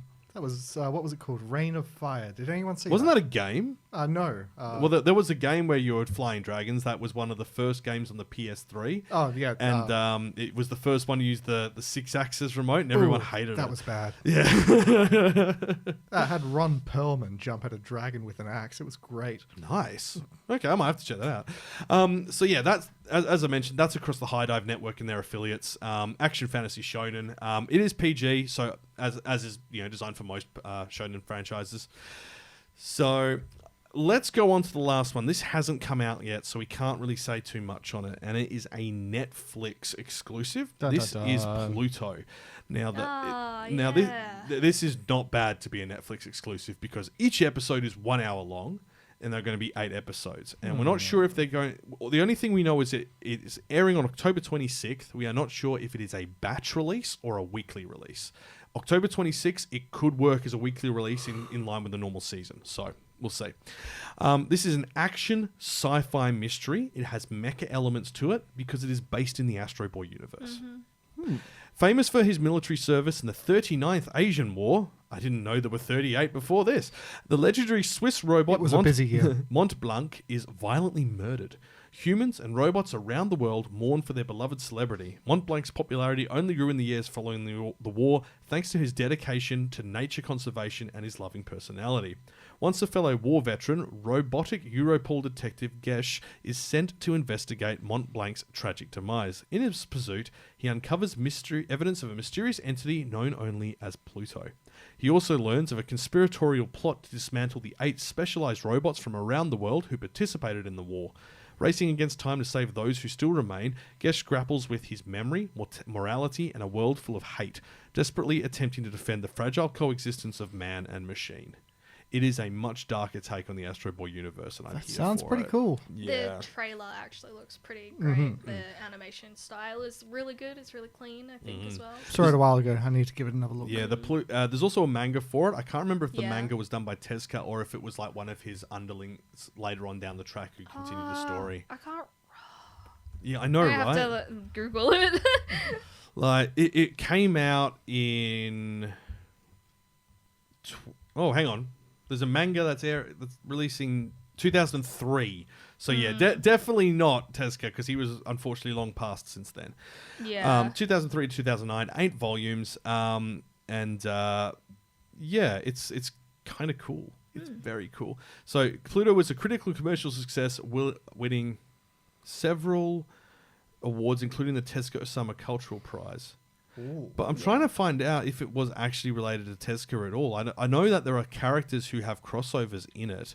Yeah, Atom, a Japanese boy robot formerly the Peace Ambassador, and that takes you to Astro Boy's wiki.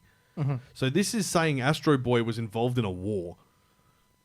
Wicked. Studio M2 is behind it. I haven't heard of them before, but they were involved in the adaptation of Honor High in 2017. That was like a samurai historical series, and they then did a film and some spin-offs for it, but they haven't done much since. They were only established the year before that. So I think this is good because it's being released on Netflix, they're not bound by the broadcast release schedule, and therefore, they've got a bit more wiggle room. And Always nice. all honesty, they could say, okay, only the first 4 episodes are good to go. October 26th, only the first 4 episodes go out. So, it gives them a bit more wiggle room. This doesn't, as I said, come out until the end of the month. It'll be after our next episode. So we will probably check in on that after then. But it looks interesting. It looks really interesting. So I'm quite excited. Apparently, the manga was it was a discussion between the two of them, between Nagasaki and Urasawa. And when they were discussing about rights and things like that, and about this story as well, Nagasaki said that Urasawa should be the person to do it, and they were initially coming up with the story for somebody else to do it and to work on it, but he was like, no, I think you should be the person to go ahead and do this. And that was prior to when they obviously started, because it was part of the story that they had been kind of creating for a long period of time as well. So it's interesting. I actually just found something interesting. It is actually based on an Astro Boy arc, specifically the Greatest Robot on Earth story arc. Yes, and it's named after the arc's chief villain.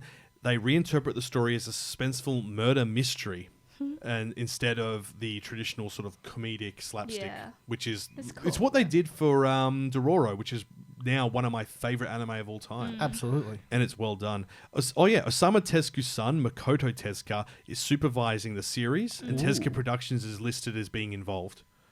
So they might not be the lead studio, but they might be part of the production team. That's cool. It's a little more hopeful, having the originals on board is always a good thing. Oh, they've got Studio Genko on as well as a support studio. They've been involved in Dororo and a few others as well. They were a support studio for Honey and Clover, Elf and Leard, Kino's Journey, Sword Art Online, Genshiken, and Toradora. So there's some kind of big names. They're actually listed for a lot. They've been active since 1987. Animation assist? Yeah, co-production and production, planning, I do creation. remember a lot of the work on those being really quite good, very polished. Well, they were involved in Azumanga Daioh as production staff, and so JC staff did the animation, they did the production back end. So that's preparing the music, liaising with all the artists, all that sort of stuff. We're gonna have to do an episode on. We need to do an Azumanga Azumanga Daioh episode. They did Ikitusen too as a production staff. It melts my brain. Tokyo Godfathers as production with Madhouse. Oh. So these guys are kind of like the equivalent of Twin Engine. Twin Engine helped Mappa and Wit and all those sort of studios as a back-end production team. They're the guys with the motorcycle entry. A lot of big names on this. This could be very big. Yeah. So I'm hopeful. I'm very hopeful that this is going to be good. And Aaron, I know, is also very keen on this, and I think this might actually need an episode on its own once it comes out. Oh, absolutely. So we'll probably do the Halloween episode, then finally the Cardcaptor episode, and then that'll have given us, 2.5 weeks to watch Pluto to do it the week after. Sounds good. So that should work out quite well. But yeah, look, there is a lot this season, but I think there's not a lot that everyone would watch. I think this season is one of those seasons where you're going to find 3 or 4 niche shows that you really want to watch, and the rest won't interest you too much because it's quite diverse. It's something for everyone, though. Yeah, it definitely is. But yeah, if you've got a pick that we've missed, and I know there are other things in there this season, such as we mentioned, there's more Tokyo Revengers, there's Dr. Stone season 2. Yeah, if you guys... Rise of Shield Hero. Shield Hero, Goblin Slayer, which you really shouldn't.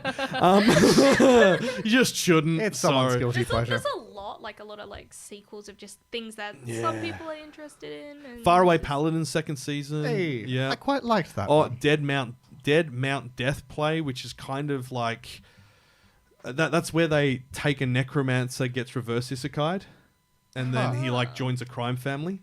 He joins a crime family. Like straight up, yeah. Necromancer it's a becomes bit messed mobster. up. I dig. And then there's a whole load of random isekai. There's Eminence in Shadow second season. I didn't really enjoy the first season, so I'm not on that.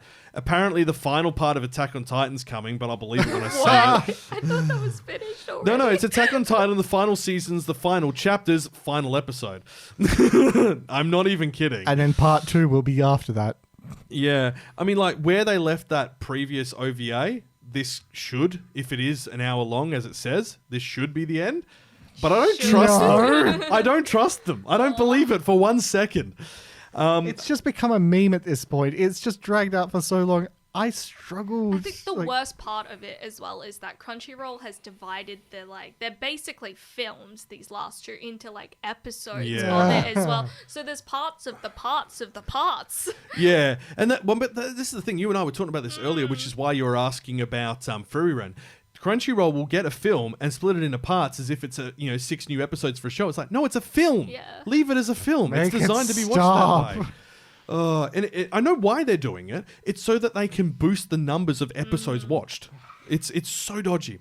Also, one that you should not watch is the 100 Girlfriends Who Really, Really, Really, Really Love You. And that's Didn't not... I tell you that would get an anime? Oh, yeah. And this is not because of the content being questionable, which it is.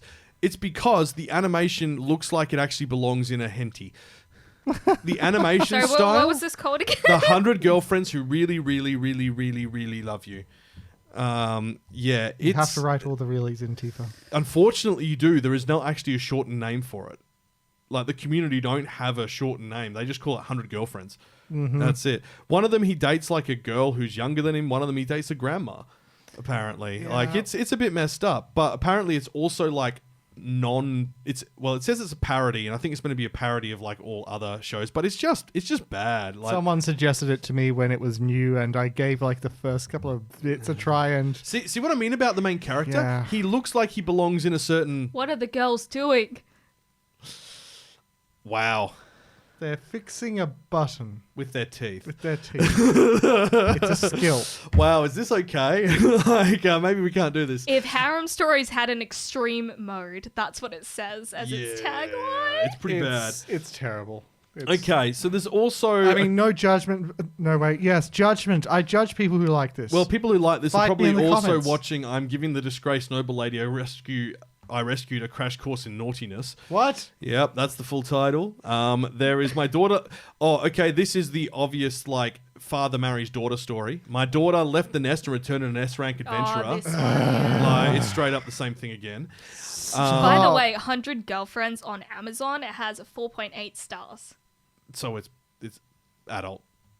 That's typically what it is. There's Girlfriend Season 2 if you're still into watching stuff that doesn't make sense. No. There's also a playthrough of a certain dude's VR MMO life. Guess what? You just follow a guy as he goes into a VR MMO. Isn't that just YouTube again? Yeah. Ah, Yeah. what is the world? I'm in love with the villainess. Platinum Vision are doing it, so it might be alright. Comedy fantasy girl love. School. Okay. Yeah. There's the Tiamoon Empire. Don't know.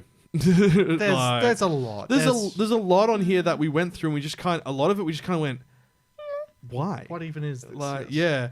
There's also the one where the isekai pig, Oh yeah, he just comes back as a pig. He's not magical. He's just after eating raw pork liver, he dies. he is pig. Yeah, not even kidding. There's there's a lot. Under Ninja, I Shall Survive using potions. Arknights, for some reason, once again has another anime. Season 2. Yeah, don't know why. Go back to your game.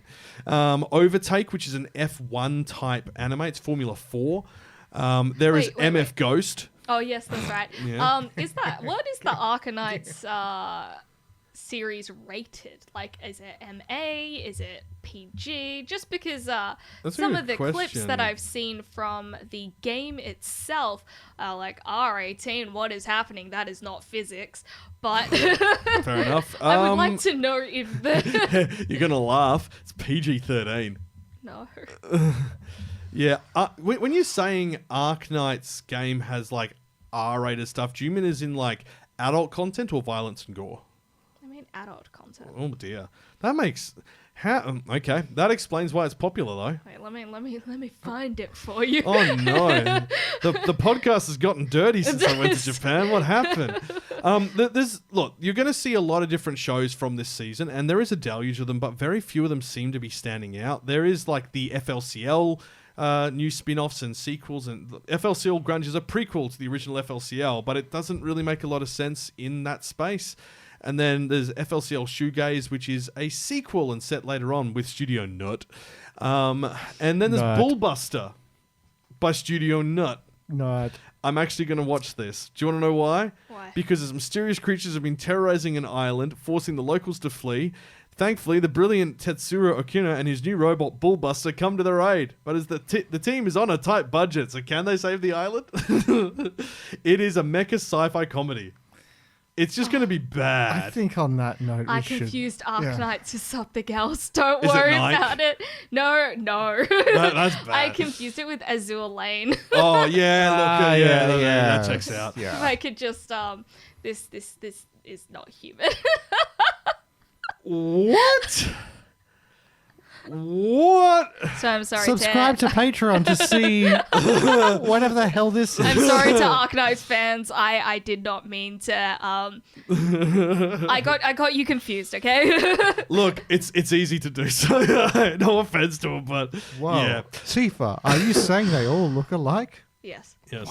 Okay, so let's go back to something we did need to touch because Aaron got in touch and let us know that Great Cleric is his pick for last season. Great Cleric did look pretty good for like a, I guess you could say like a fantasy isekai story. So can a former salaryman become peerless in another world? A salaryman was shot to death just before earning a promotion. I almost read that as eating a promotion. And a god decided to reincarnate him in another world as a 15-year-old healer named Lucille. Now, first things first, I do always take issue when they reincarnate them as younger, but at least they haven't reincarnated him as like a 4-year-old. You know, like that just, for some reason, I just don't, it's just not okay. No. On top of all that, the country was born into seems to hate healers. Feeling that he's in danger, Lucille visits the Adventurers Guild in the hopes of keeping himself safe, but the training is much harder than he expected, and every day he's forced to drink a mysterious beverage called Substance X. Wait, this life doesn't seem to have anything to do with being a healer. The day-to-day life of a super masochist back from the dead healer begins with his very survival on the line. This sounds very, very, very similar to The Wrong Way to Use Healing Magic. Yeah. That's coming out soon and it's good. However, Aaron enjoyed it, and he thought it was funny. So I'm willing to take his word on that. I am willing to believe that. Let's see, because my anime list normally do like a rewrite. There we go. Right as he's about to earn a promotion, Salaryman meets an untimely demise. Taking pity, a mysterious being grants him a second life in the land of Geldaria. As a teenager, choosing the name Luciel for himself and a role as a healer, the young man sets off to the nearby town of Maritomi. There, he learns that healers are a coveted resource, yet they often get taken advantage of by others for monetary gain. Vowing to be different from the others, he joins the local branch of the Healers Guild and begins unlocking his magical potential. After failing to save someone with his magic, he's determined to get stronger. To improve his physical strength and hone his magic skills, he registers as an adventurer and takes the rigorous training along with that disgusting substance by the sounds of it. Under Brod, the chief instructor of the Adventurers Guild, soon he's gradually finding his way through Galdaria, gaining a reputation as a selfless healer who aids others regardless of expense. So that sounds a bit less problematic than them saying he's a super masochist. I don't know why. I mean, it still might be. It's anime. Look, it's a 7 on my anime list with almost 35,000 reviews. That's not bad. There's been worse. There's been much worse. So yes. Anyway, that's Aaron's recommendation for the past season. All 12 episodes of that are out. But with that, it is time to get stuck into some anime news very quickly. Kawaii-Fi Radio. Tonight on Anime Communique. Great story, compelling and rich. Nothing brings ratings up like a little controversy. Well, I've got some great news and some even better news. Miyazaki's coming out of retirement? No. Akira Toriyama is coming out of retirement. Except it's actually not very good because it just looks like they've announced a new Dragon Ball series called Dragon Ball Daima. It's GT version 2. Basically, you know how in GT how Goku got turned into a kid? Yeah. Imagine Do it to the that, whole cast. but it's the whole cast. Everyone is now tiny with chibi heads. We are still waiting on actual context around this. So Akira Toriyama is deeply involved in the new fall 2024 anime featuring younger characters. I'm convinced it's that... Like, he didn't really have full control over GT, did he? He had no involvement at all. So I'm basically convinced he's like, hey, I like how they made Goku little. I want to do that, but I want to wash off the shame of GT. He also did that for Broly. Yeah, this is true. A lot of the all the original films until we got to the Dragon Ball Super era were not canon. Mm-hmm. This is his way of making GT canon. I don't think they're going to go full GT with it. So look, I mean, I don't have an issue with them de-aging characters if there's a reason for it. I can't see a good reason in the Dragon Ball franchise for these characters to become young again. I don't know. I kind of like the idea of tiny Vegeta. Tiny angry man. But I mean, here's the thing. So they're saying that Akira Toriyama is deeply involved in it. It's a year away until it comes out. It was showcased at New York Comic Con 2023 on the week just gone. And he's deeply involved beyond his usual capacity in the anime. He's penned entirely new episodes for the storyline, but episodes. So he's not the main writer. So what on earth is going to happen? I have no idea. mean, But don't get he me is wrong. deeply involved. He's so deep so in this. deep. The thing is Akira Toriyama, love him to pieces, but he is getting on. So it does make sense, just like with Monkey Punch, how he was no longer directly involved with Lupin III as the later seasons went on. It does make sense for someone else to take over the baton. But the issue I have here is saying that he's deeply involved beyond his usual capacity. Suggests that they're leveraging that moniker to make people excited for it. And I don't think that's the right way to go about it. Yeah. Also, considering where things were left after Dragon Ball Broly and Dragon Ball Superhero, which both technically occurred at the same time in the timeline, this makes no sense. And they don't want to go after the Super manga because that's just went off the rails completely. So, like, it's yeah. Does that mean we get tiny Broly? Does that mean we get tiny chibi Mr. Popo?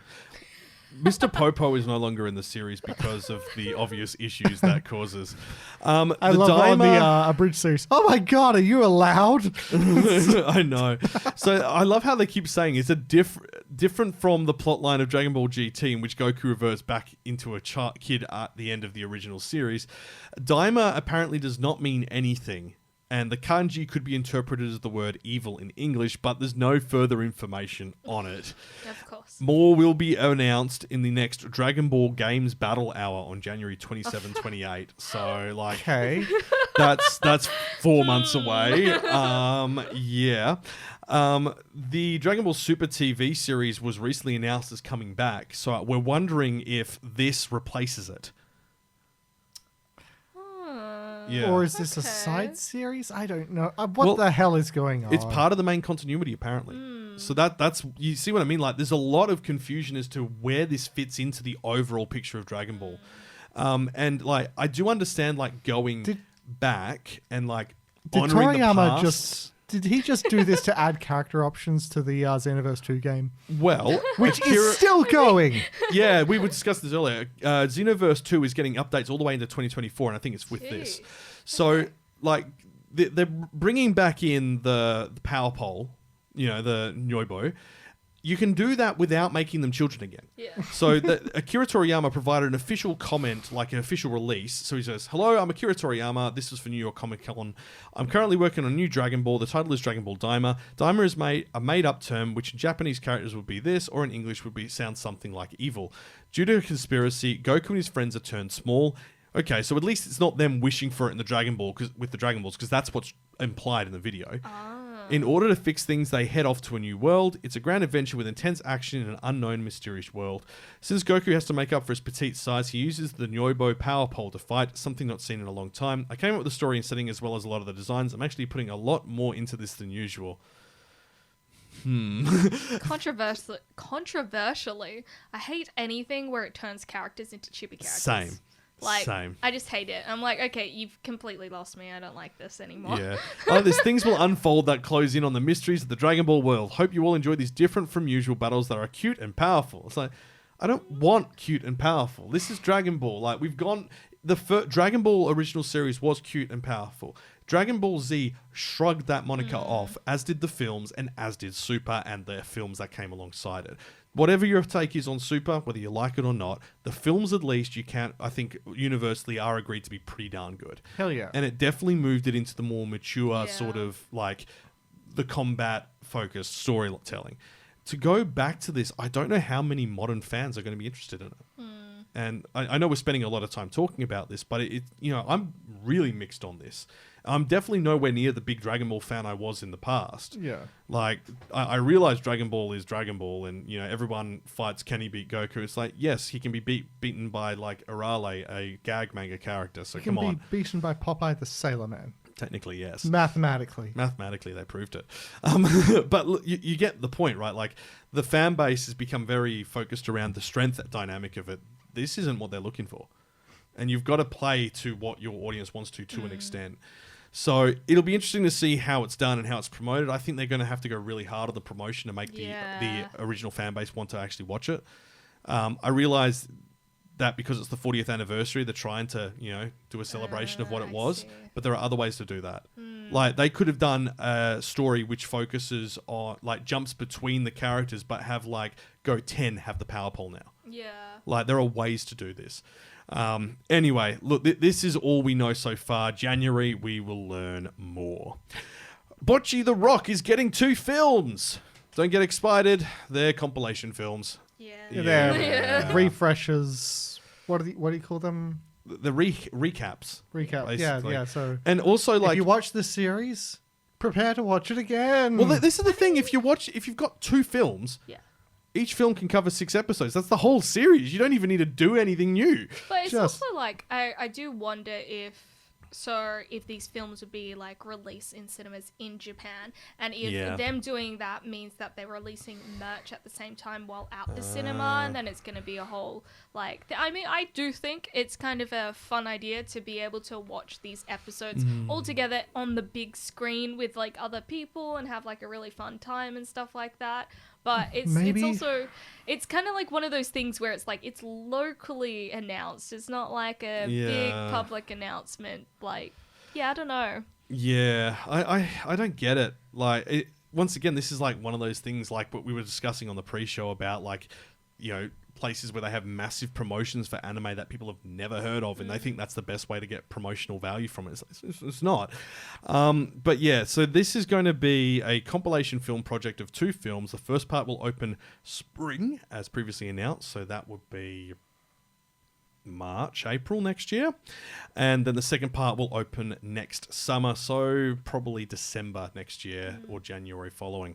The program's put out some visual, like, teaser images. They look exactly the same as the ones for the series, so I don't really get the point.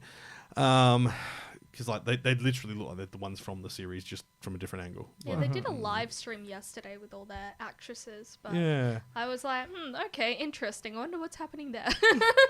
Now you know. But that's it. That's all we have about it. All right. I'm just gonna say go read the manga. Like, why not? Like, it's gonna be good.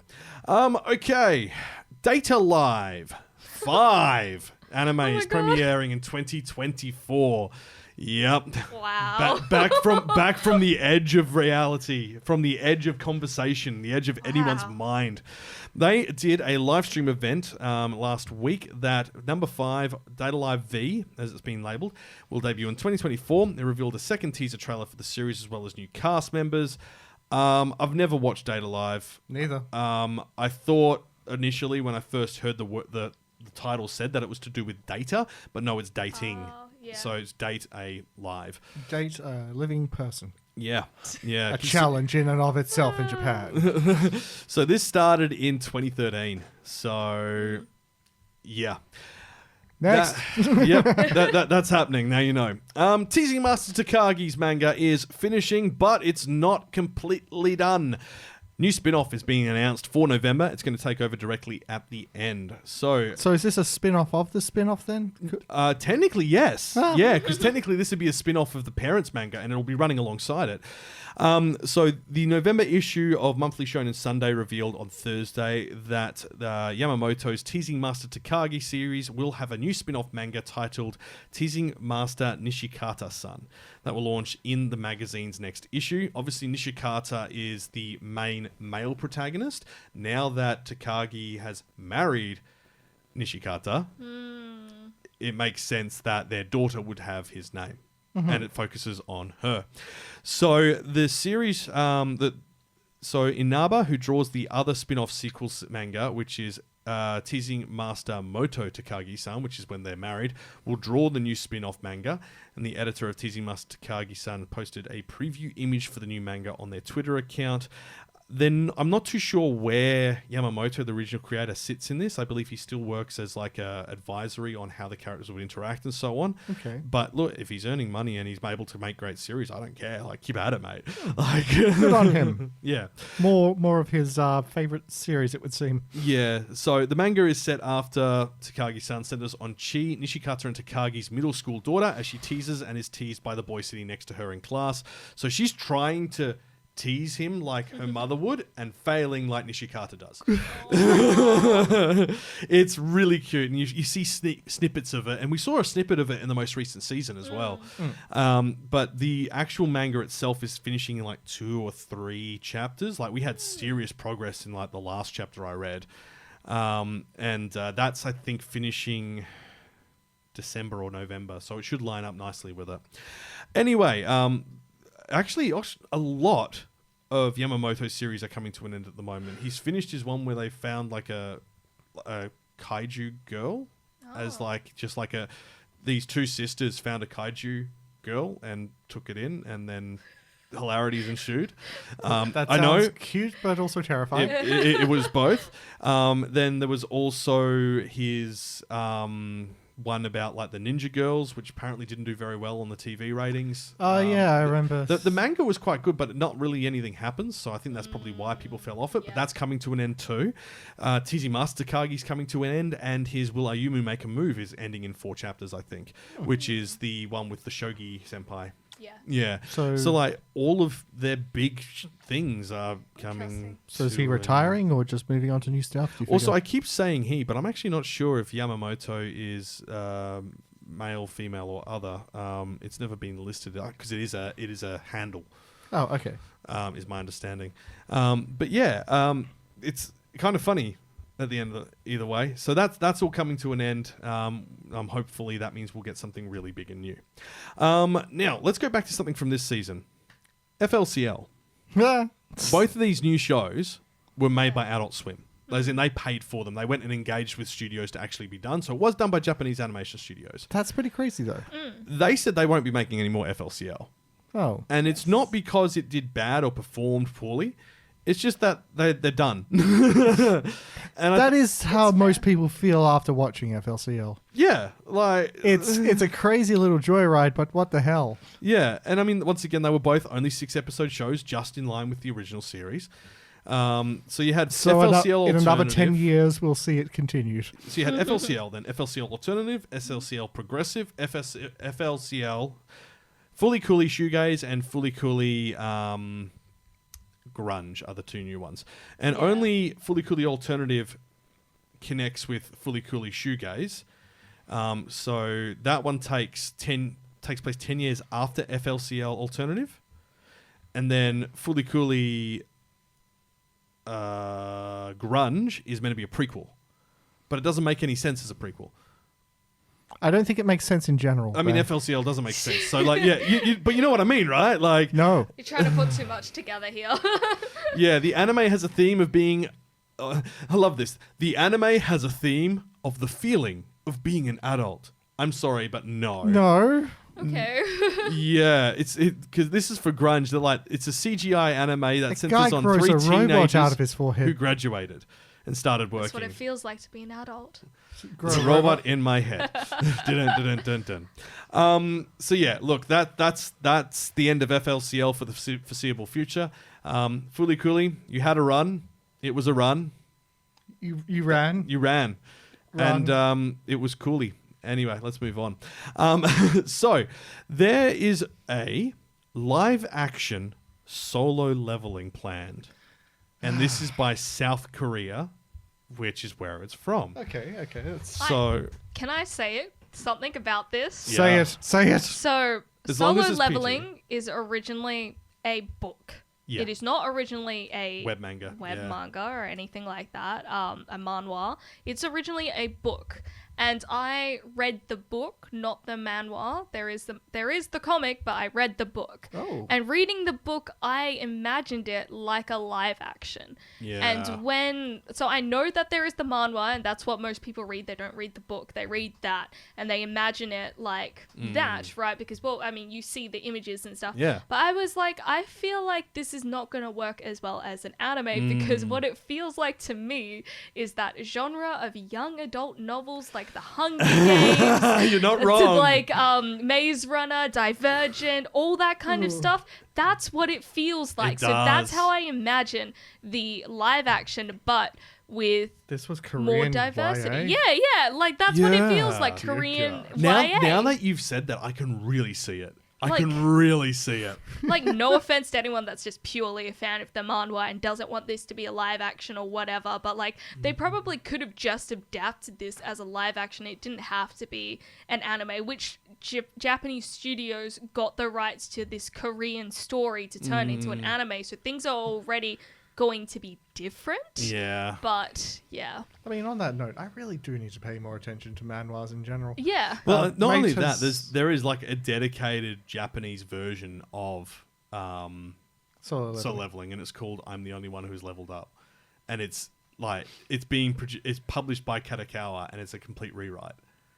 Yeah, What? it's like it's very. There are certain elements of it that are very like ingrained in this place being Korea and opponent like Especially another like place Jeju being Island Japan and knowing what stuff, that is like, to yeah. Korea. Like, yeah. Anyway, so this is inspiring an anime which will premiere in January, and obviously a French news site, Le International, to Internote. I actually don't think that's French at all, guys. I think you're taking the mickey. Was interviewed on Thursday DNC Webtoon creative director Kwa Kayan, who revealed that writer Chugong and late artist Dubu's Red Dice Studio Solo Leveling manhwa as a live-action Korean adaptation in development. Now, that suggests it has gone through the webcomic side, not the manga, the novel book, side. yeah. Naturally. So we'll see. I think it could work quite well as a live action, and as you said, it does fit well into that sort of like young adult genre. But it'll be interesting to see how it actually works when there's the anime coming out, and when the anime either does really well or gets completely panned. I think we can do with a I few have more. mixed feelings about the anime looking at it as well, and I think people that read the manhwa have mixed feelings. Yeah. But most of the characters are not quite how I envisioned them, and it seems very polished, which is fine. It's like the style they've gone for, but it's just not how it looks in my head. Yeah, no. And how it looks for me is going to be very different to other people, considering that there is actually a visual representation of it already. So Yeah, it's a bit. Yeah, it's just not right. It just doesn't feel right. But we'll see. Look, I mean, you never know. They might pull it together and do a really good job of it. The issue being is that the person who was in charge of doing the artwork for the manhwa, has passed away. Yeah. So they can't leverage Like, that skill or knowledge. the initial teaser trailer, which showed very small parts of it, looked really good, but then the trailer that they dropped didn't feel quite the same. No. But perhaps that's because they're trying to showcase parts that aren't like that integral to the story, and Yeah. that might be why. I don't know, but it just felt more disappointing. Yeah, it really did. But yeah, look, we'll see. Like, I mean, we've got 3 months for them to finalize how they're going to do it, and we'll know more about that then. But what we don't have 3 months for, and this is where we're going to leave our anime news, is the Digimon Adventure 02 film. Because that is apparently getting a November 8 and 9 screening in the US. And yes, you heard that right. November 9 and November 8 only. On November 8, you can watch the dub. November 9, you can watch the sub. That's What? it for the US release. That's so random. What the heck? That is terrible. That's really... What? It's Why? like, why do that? Put it over at least 2 weekends. Like, give people the option. Like, and also you've got people who do retail. Like, they can't necessarily do weekends. So yeah, Toei Animation has began streaming an English dub trailer for it, and it revealed that we'll screen in theaters in the US on November 8 and 9 only. It's a 7 p.m. screening everywhere. That's it. Only one. That's so like... I know, right? It just seems so wrong. For something that's been like this heavily promoted. And I'm sure it's nothing to do with Toei. It's probably to do with their distribution partners in the US, because it had a full cinema run in Japan. So, well, actually, sorry, hasn't yet, but it will. So it's going to open in Japan on October 27th, and as standard in Japan, have a full cinema run. So it's also getting a special feature, getting a... What? Anime will get a special featuring members of the cast and film footage on October 26th, which will stream on YouTube in Japanese and English. Okay. So this is, if you don't know what on earth we're talking about, Digimon 02, which is the second series of Digimon Adventure, which originally aired in February 20... Wait, no, it didn't. That's wrong. I'm looking at the wrong point. It originally aired from 2000 to 2001 in Japan and released in international markets from August 2000 to May 2001. So it was like 3 months behind. Discotech did all of the anime in English back then. And I think they're also helping with the Blu-ray releases as well, because they're still around and kicking. This is set after Digimon Adventure's last film, which was Last Evolution Kazuna, and that kind of finishes off the initial story of the original Digimon Adventure series, which was continued in Digimon Tri, I believe. And it's sad and it hurt, and me, Aaron, and Kenny all cried in the cinema. It was really bad. So this sequel is set in February 2012, a little after the story of Digimon Adventure Tri and Last Evolution Kazuna, so in the same timeline, continuing on, and it's going to feature the main lead, Daisuke Motomiya, and the other characters as 20-year-olds. So, you know, they're once again, I expect people to no longer be able to connect with their Digimon because they've grown up. And it's going to be bad. There's also cards commemorating the movie, and the first 50 guests who arrive at each night's screening in the US will receive a complimentary pack of the Digimon card game Teamer Party Pack, the beginning version 2.0 set. Those are going to get done by scalpers straight away. Pretty much, yes. Yeah.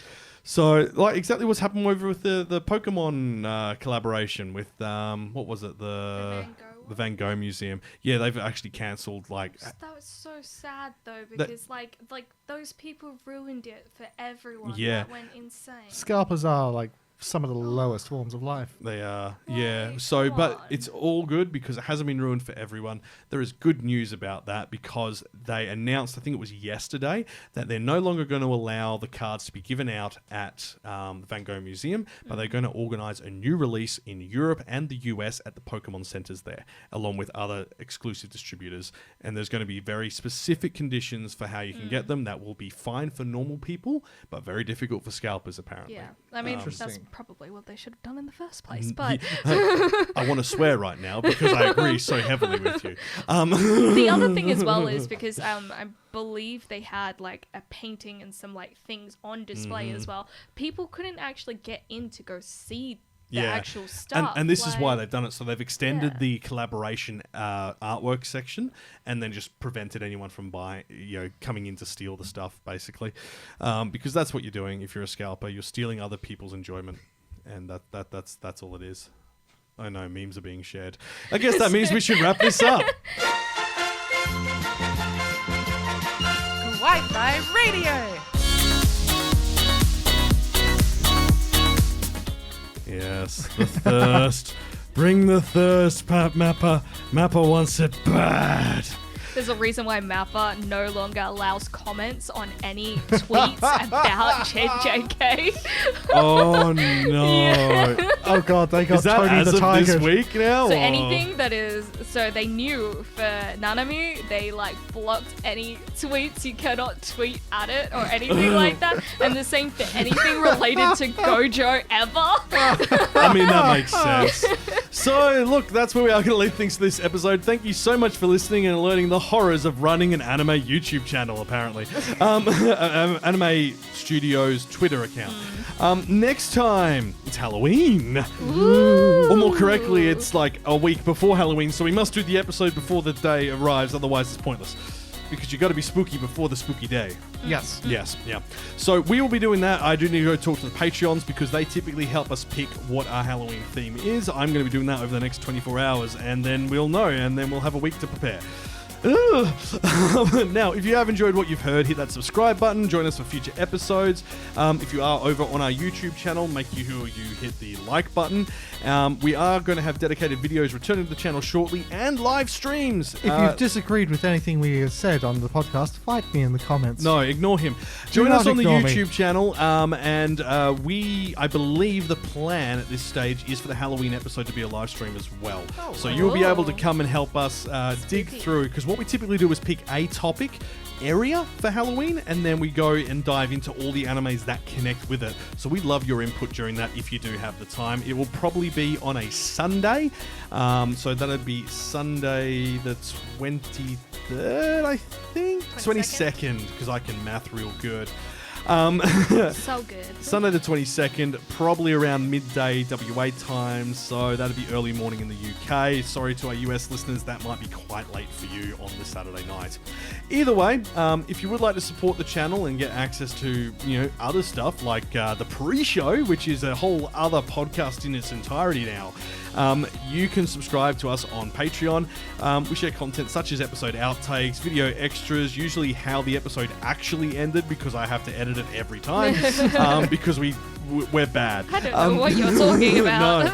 No. If you can afford to support us, it would be greatly appreciated. It is just $1 a month for access to basically an additional minimum 2 episodes per month. So, you're getting value for money. If you value this and you thing. get access to the whole back catalogue. We don't do that thing where you only get the stuff as it airs. You get access to everything. So that's 2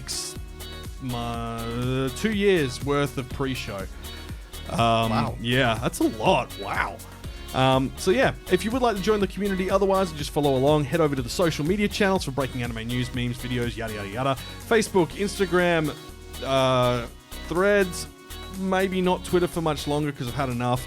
Nothing You works. can't even call it that anymore. No, we won't talk about it. Well, the issue is more that nothing works anymore for embedding. So it's a Yeah, headache. It's like this past week has been a nightmare for me trying to get things to work on there. And we also have a Discord as well. I would love to say the Discord's super active. It's not, but we would love to invite people in to help us rebuild it. So yeah, that's kind of it. Next time it's Spooky Dookie. So, yes, I do realize it sounds like I'm talking about poo, and I am. So, anyway. What, we're doing toilet-bound Hanako-chan. That's what it is. Dookie is perfectly valid. That's its Japanese live-action Netflix name. Spooky God, Dookie. no. I can get behind that. I mean, I shouldn't, but I can.